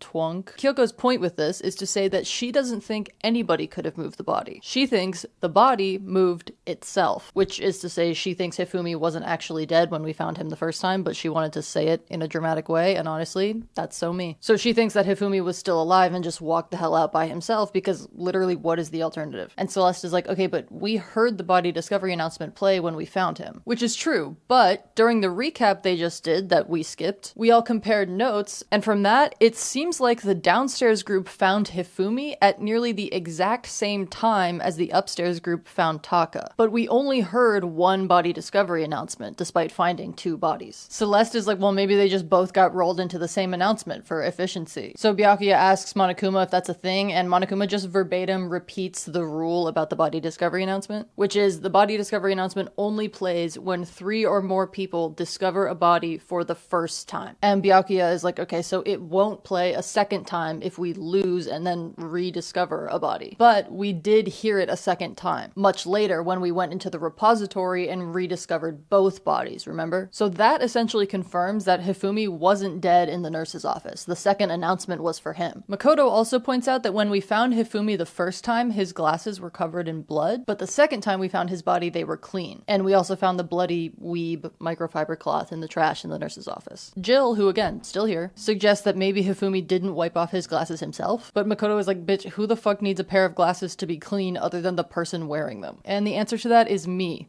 I do. If you're one of those people whose glasses are so dirty that your eyes are blurry to me, let's get you a fucking weeb microfiber cloth. Sorry, here's another thing I forgot to say for some reason. Hina asks where all the blood came from if Hifumi wasn't actually dead in the nurse's office, and Kyoko is like it probably came from a blood transfusion bag. Because we know that for some reason the mini fridge in the nurse's office has a bunch of those in it. Are school nurses authorized to give blood transfusions? Ours wasn't even allowed to give us Advil. Most peak is built different. Anyway, Kyoko says that if Hifumi was still alive in the nurse's office, which we're saying that he was, then we obviously know that he was in on the fuck-ass murder plot. Dude was full-on playing dead and risking hepatitis. Like, those are villain activities, right? Kyoko says that we can then also assume that he was the one who moved Taka's body. The reasoning for that being that only someone who was in on it would have needed to do that. Which I think is bad reasoning, because we've already proven that there are fuckers here with us who will move crime scenes around for literally no reason. That particular fucker was with us at the time though, so. Makoto points out that Hifumi being the one who moved Taka also explains how the repository door was locked during the last time we searched for the bodies. As we know, this door apparently only locks from the inside, which means that when we tried the handle and it didn't open, somebody must have been in the room, which it does make sense for Hifumi to lock the door if he's trying to hide a body. Then for some reason, Aoi is like, no, that's impossible. Hifumi wouldn't do a murder. What are you talking about? Hifumi sucks, and he has like no sense of reality. He fell in love with a computer. And even if he didn't suck, people have been doing murders in here whether they sucked or not. We're kind of in extenuating circumstances here. So anyway, Aoi's argument is actually no, and Makoto's rebuttal to that is about the note that Hifumi had on him. It's that piece of paper with the torn off corner, and then Taka had that torn off piece in his hand. If you'll recall, it says, "I found a hole maybe we can use to escape. Don't tell anyone. Meet me in the lab equipment room at 6 a.m. Now, does that sound familiar? It does.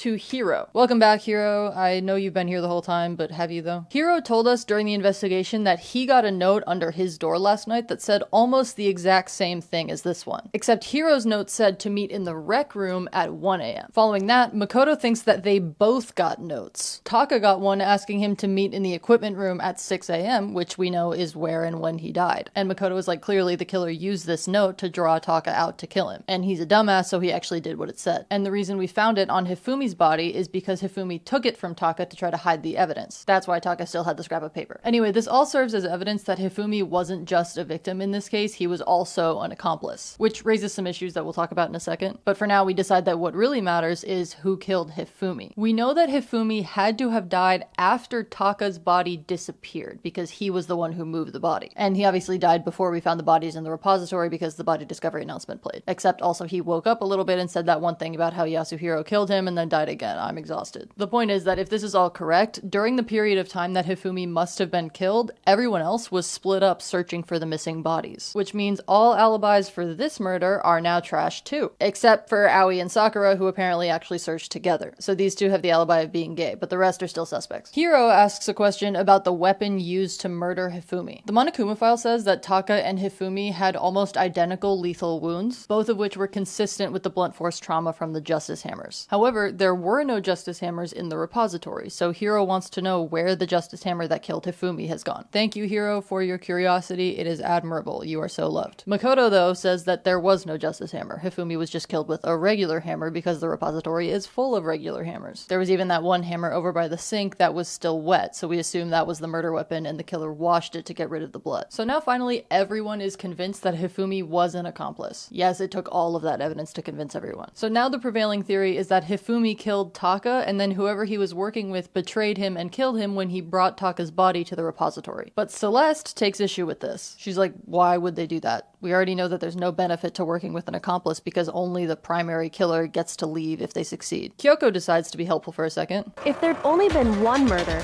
then yes. I don't know where she's been for the last couple minutes, probably on a dust investigation. She points out that it's different this time because there were two murders. With just one, it's true that there would be no benefit to an accomplice, but two murders would theoretically mean two separate trials. And if two murderers work together to kill two people, then they each get an accomplice to help them. So both killers would benefit, is her theory. I don't know how true that actually is because, like, say there are two killers and the two murders get separate trials. We'd still have to do one trial before the other one. And in the end of that trial, if the killer gets away with it, the rule is that everyone else would then be executed, which would include the accomplice, because even though they did kill someone, that individual trial is not about them, right? So it would just be like a 50-50 shot of whose murder is tried first. And if the one you did isn't first, wouldn't you actively try to help convict the other person so that you get to live long enough to have your own trial? Anyway, we decide that in this instance there are two killers, and Hifumi was the first of them. And we also decide that the whole plan was designed to make it look like the murders were committed by only one person. And then I guess pin the crime on fucking robo-justice, whatever. So now for the big question, who was the other killer that manipulated and later killed Hifumi? It was Celeste.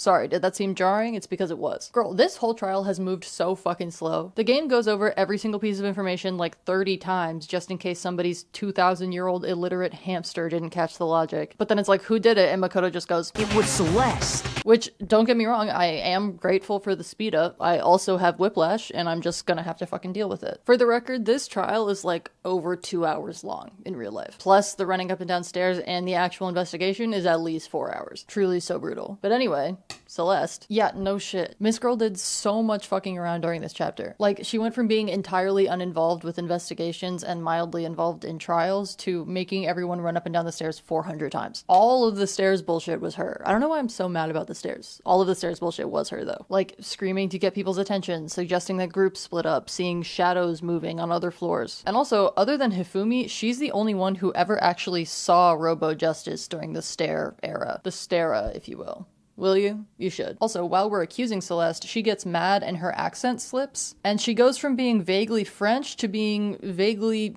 Midwestern American. That I would go within 10 feet of that shit-brained, that lazy, worthless, goddamn idiot! North Dakota border. And then she goes back to French and nobody says anything. Pardonnez-moi. She does it like several more times during this trial, and at no point does anybody mention it, which is crazy. Byakuya points out that the various screaming that happened was probably multi-purpose. It does get our attention and make us do stares, but it also would have worked as a signal between the two killers. Like, Celeste screams on the 3rd floor, that's a cue for Hifumi to go ahead and fake his death. And then after that, Hifumi screams from down in the nurse's office to signal to Celeste that he's ready with the fake murder scene. And that's also when she's like, okay, let's split up so we can synchronize when the groups find the bodies. Then Byakuya gets on Celeste's ass about some specific wording she used, and he acts like it's a smoking gun, but I really think it's a pretty dumb angle. Apparently when everyone reconvened to find fake dead Hifumi, Celeste was like, we're all gonna die here just like those guys died. But at that time, she shouldn't have known that Taka was dead, so it shouldn't have been those guys, plural. And like, we don't need this. It's more confusion than it's worth. I think it would be totally reasonable to interpret her saying those guys as in everyone else who's died thus far. For two people that are physically right here and that we've been talking about, wouldn't you say these guys? We're gonna die just like these guys died? I mean, you probably wouldn't say either. The phrasing is so clunky either way, but you know what I mean. Celeste is like, okay, rats, what about the photo I took on the Weeb camera of Robo Justice dragging Hifumi away? Explain that. And everyone has to be like, right. So at this time, the people being accused of murder are the person in this photo and the person taking this photo. So this is probably a staged photo. Like from when they drugged Hiro with something and put him in the Robo Justice suit and he was unconscious but stayed upright because, as we've discussed 6 times, the suit doesn't bend at the waist. And her last-ditch strategy is to bring up what Hifumi said that time that he came back to life for 3 seconds. Remember that? Remember how the body discovery announcement fully played and then after that he woke up and like spoke full sentences and shit?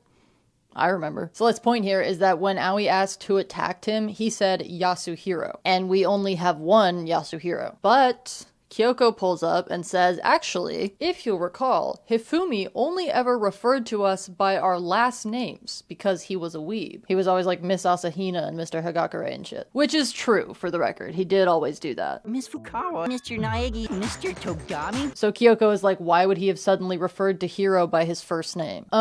This is dumb. And there are a lot of issues with it that the characters never acknowledge. But thankfully, they do at least acknowledge the fact that Yasuhiro is not anybody's last name. Which of course is then when Makoto comes in with the sick, actually, it could be Celeste's last name because she never told us her real name. Frankly, I hate this. It's just so stupid and unnecessary. Like, it's exactly like the we're gonna die just like those guys died thing. The game thinks that this is like a definitive smoking gun, and it just isn't, because it doesn't make any sense. Like, they had to set this up from when we first met her. And Makoto was like, well, she looks Japanese, but her name isn't Japanese. Surely she's lying about her name. Dog, what? Why the hell would that be your conclusion? Like, sorry, if a stranger tells me their name, I cannot imagine any circumstance where my immediate response is gonna be nuh-uh. Regardless, Celeste freaks out for another like 10 minutes until finally someone is like, girl, if you want to clear the accusation, just show us how your name is listed in your e-handbook. Classic e-handbooks coming to save the day. In response to that, she continues freaking out, so Makoto decides to do his summary of the case to prove it was her. So we're gonna do the recap, but for my sanity, we're gonna cut out as much extra bullshit as possible. So this crime starts with Celeste Celeste dropping off 2 notes, each with its own set of instructions to meet at a time and place. One note goes to Taka, the other goes to Hiro. Hiro is first to act in initiative. Hiro follows his note's instructions to go to the rec room at 1 a.m. Upon his arrival, Celeste and Hifumi, I guess fucking jump him, drug him, and put him in the Robo-Justice suit that they prepared earlier. They drag him all the way to the pool for some reason and shove him in a locker, which is where he stays until Kyoko finds him during the investigation. That's all of Hiro's involvement in this crime. Thank you so much for your participation, you did great. 5 hours later, Taka follows the instructions on his note, which are to meet in the physics lab equipment room at 6 a.m. Upon his arrival, Hifumi attacks him with a justice hammer, which kills him and breaks his watch. Hifumi leaves the body in that room and bails. An hour later, at 7 a.m., the morning announcement goes off, and only 4 out of the 10 students meet up in the dining hall for breakfast. They wait for an hour to see if anybody else will join them, but nobody does. So at 8 a.m., they split up and start searching for the others. All of the rest of this happens within, I think, about an hour. During the search, they find Celeste on the 3rd floor looking pretty fucked up. She gives the others her story about getting wrecked by Robo-Justice, and a minute later, they find Hifumi, who tells the same story. Hifumi is fake injured, so they leave him in the nurse's office, and everyone else splits up to look for Robo-Justice again. During this time, Celeste gets as far away from Hifumi as possible and screams to draw everyone else to her location. When they get to her, she claims that she saw Robo-Justice go into the physics lab. Hifumi hears her scream and deploys his play dead disguise, and then he also screams. With 2 things now to investigate, Celeste has the group split up. Half of them go to the lab, and half of them go to Hifumi. The half in the lab encounter dead Taka, and the body discovery announcement plays, while the other half find Hifumi pretending to be dead and assume that the same body discovery announcement is for him. Makoto goes to tell the lab group that Hifumi is dead, and while he's gone, Celeste takes Hina to the bathroom, vacating the nurse's office and giving Hifumi a clear window to escape. Makoto brings the lab group to the nurse's office, where they of course find Hifumi gone, and while everyone is in the nurse's office, Hifumi runs upstairs and uses the dolly and the tarp to move Taka's body into the repository. The others find out that Taka is also gone and decide to split up again to search for the bodies, and while everyone is scattered, Celeste meets up with Hifumi in the repository, which is why that door is locked. She whacks him with a hammer, which kills him and/or mostly kills him, and then washes off the hammer to get rid of blood evidence. She then leaves the room and pretends to keep searching for the bodies until Byakuya finds them and alerts everyone else. Following the recap, Celeste is like, yeah, you got me. She drops her apparently fake French accent and says that her real name is Taeko Yasuhiro, and that I'm the kind of person,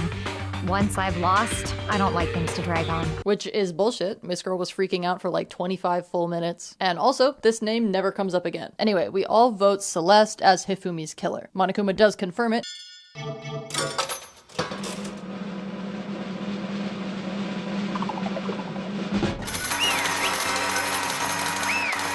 And we get a second to talk before she's executed. Understandably, the first question she gets is, why the hell would you choose to work with Hifumi? And she basically says that he was just really easy to persuade. She says, in like a roundabout way so that Monokuma doesn't find out about it, that she was the one who stole Alter Ego, but she convinced Hifumi that Taka did it and also that Taka wanted to kill him. And then she was like, don't worry, I have a plan to get Alter Ego back. And Hifumi was just like, yeah, okay, I don't fucking know. And when we're like, okay, what the fuck was the deal with Robo-Justice? Celeste says that she had always planned to pin the crime on Hiro, and she only asked Hifumi to make something that would hide his face and body size, and he made Robo-Justice on his own. Hiro is like, why me? And Celeste says it's because he's stupid. Hiro, we love you so much. Celeste says that since the moment she got here, all she's been thinking about is escaping, and she's just been pretending to be chill. She says she had to escape to fulfill her dream, which was, ready, to live in a European castle and hire a bunch of hot men to dress up as vampires and be her butlers. So get your bag, I guess. She says that she acted now because of Monokuma's money motive, because apparently the $10 million would have helped her to buy the castle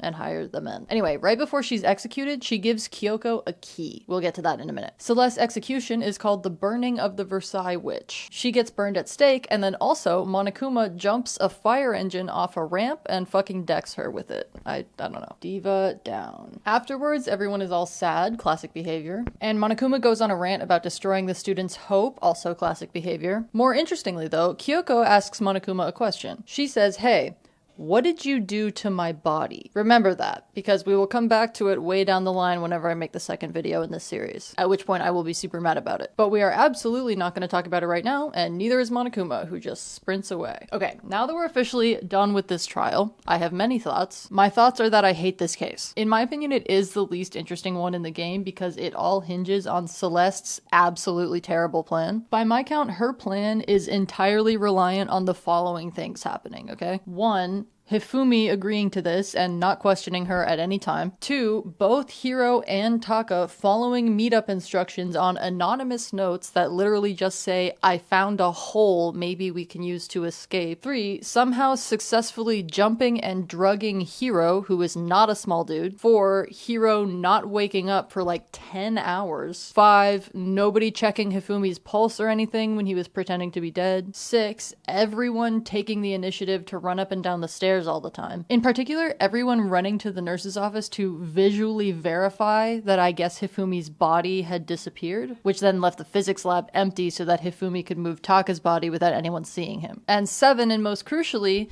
Kyoko being gone for the entire thing. And that was Kyoko's own doing. Monokuma didn't do that, and neither did Celeste, which means Celeste thought that Kyoko would be there. Which is crazy, because if Kyoko is there, none of this works. Like, it would fall apart the second they found fake dead Hifumi because she would have checked his pulse. She always examines the bodies, and she would have found out that he wasn't dead like right away. And if she doesn't find Hifumi and instead goes with the group that finds Taka, it still falls apart. Because if she finds Taka, first of all, she notices the broken watch thing and discovers the time of death issue right away. But more than that, she wouldn't leave the scene. If you remember, in past cases, we've always left 2 people to stand guard at crime scenes so that nothing gets tampered with. And the person whose idea it's been to do that is Kyoko. So even if she's in the group that finds Taka, the plan still falls apart because then Hifumi can't get into that room to move him. My point is that Celeste's plan sucks as a storytelling device. It's so dumb because it's a plan that requires a bunch of routine things to suddenly not happen. Like Kyoko not being there, even though up until now she has always been there. Like everyone abandoning Taka's crime scene, even though up until now we've always posted guards. And then the smaller out-of-character things. Byakuya willingly taking orders about where to go. Aoi and Sakura agreeing to split up in a dangerous situation so that Aoi can be with Celeste in the bathroom. Taka purposely disobeying a rule and going out at night to follow the instructions on the note. All of this contributes to everyone always being where they need to be for the plan to work, and it's all stuff that Celeste could not have reliably bet on because none of them would actually do these things. And the thing is, that in and of itself is out of character for Celeste. She's the ultimate gambler. She doesn't make stupid bets. Up until now, she's made good points in trials, worked within her skill set, and generally taken very measured action. She should be much too smart for this to be her plan, so why the hell was it her plan? Like, there are a million things the game developers could have done to make this chapter, and for some reason they did a thing that required them to bend their own rules and their own characters when they just didn't have to. Also, I've talked about this already, but the thing with Celeste's name really is bullshit. Like, it was weird to begin with when we first met her and Makoto was like, yeah, but what's your real name? Because you look Japanese, but your name isn't Japanese, so you must be lying about your name. Which, again, crazy fucking claim. But mostly it's just so contrived and not at all worth it. Because for this whole name thing to work, they had to set up this insane chain reaction of like, Makoto thinking Celeste's name is fake, plus Celeste's name actually being fake, plus Hifumi only referring to people by their last name, plus Hifumi knowing Celeste's real last name, plus Celeste having someone else's first name as her last name, plus maidenless, etc. There's just so many steps for it and it's entirely unnecessary. We already knew it was her. And if you're wondering how Hifumi knew Celeste's real name, we don't know. We will find out later, but for now what I'll say is that there were still better ways to do foreshadowing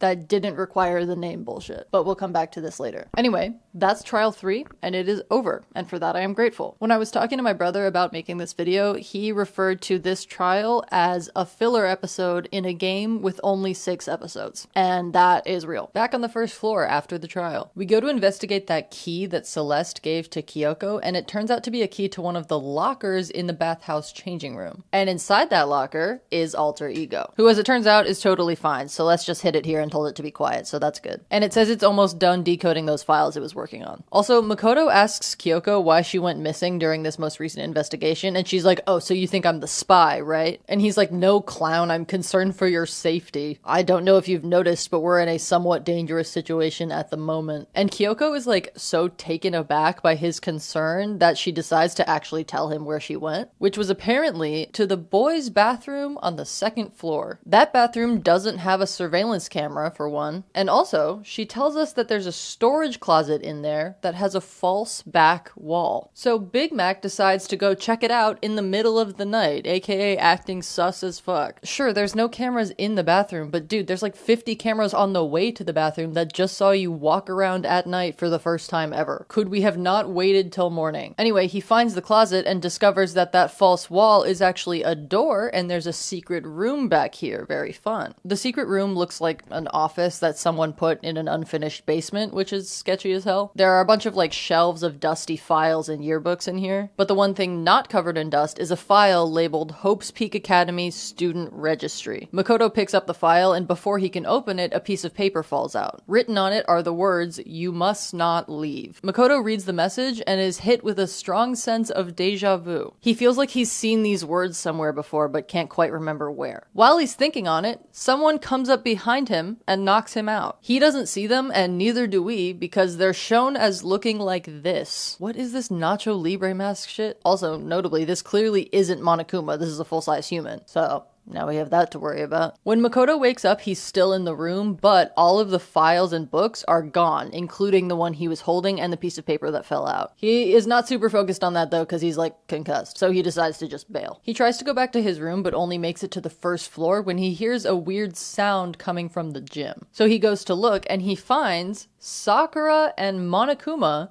having a karate ninjutsu battle. So that's where we're at. They somehow don't see him watching, but he hears the following things. Monokuma is like, what are you doing? This wasn't part of the deal. And Sakura replies, ready? I've made a decision. I will no longer retreat. No longer compromise. No longer regret. I'm going to resist you. And Monokuma says, You do realize what will happen if you go through with this, right? You haven't forgotten, have you? What I'm holding hostage? So, having heard all that, Makoto now thinks that the spy is Sakura. And there we end chapter 3 with 7 students remaining. Celeste, Hifumi, Taka, Mondo, Chihiro, Leon, Junko, and Sayaka are dead. Makoto, Sakura, Kyoko, Aoi, Hiro, Byakuya, and Toko and Jill are alive.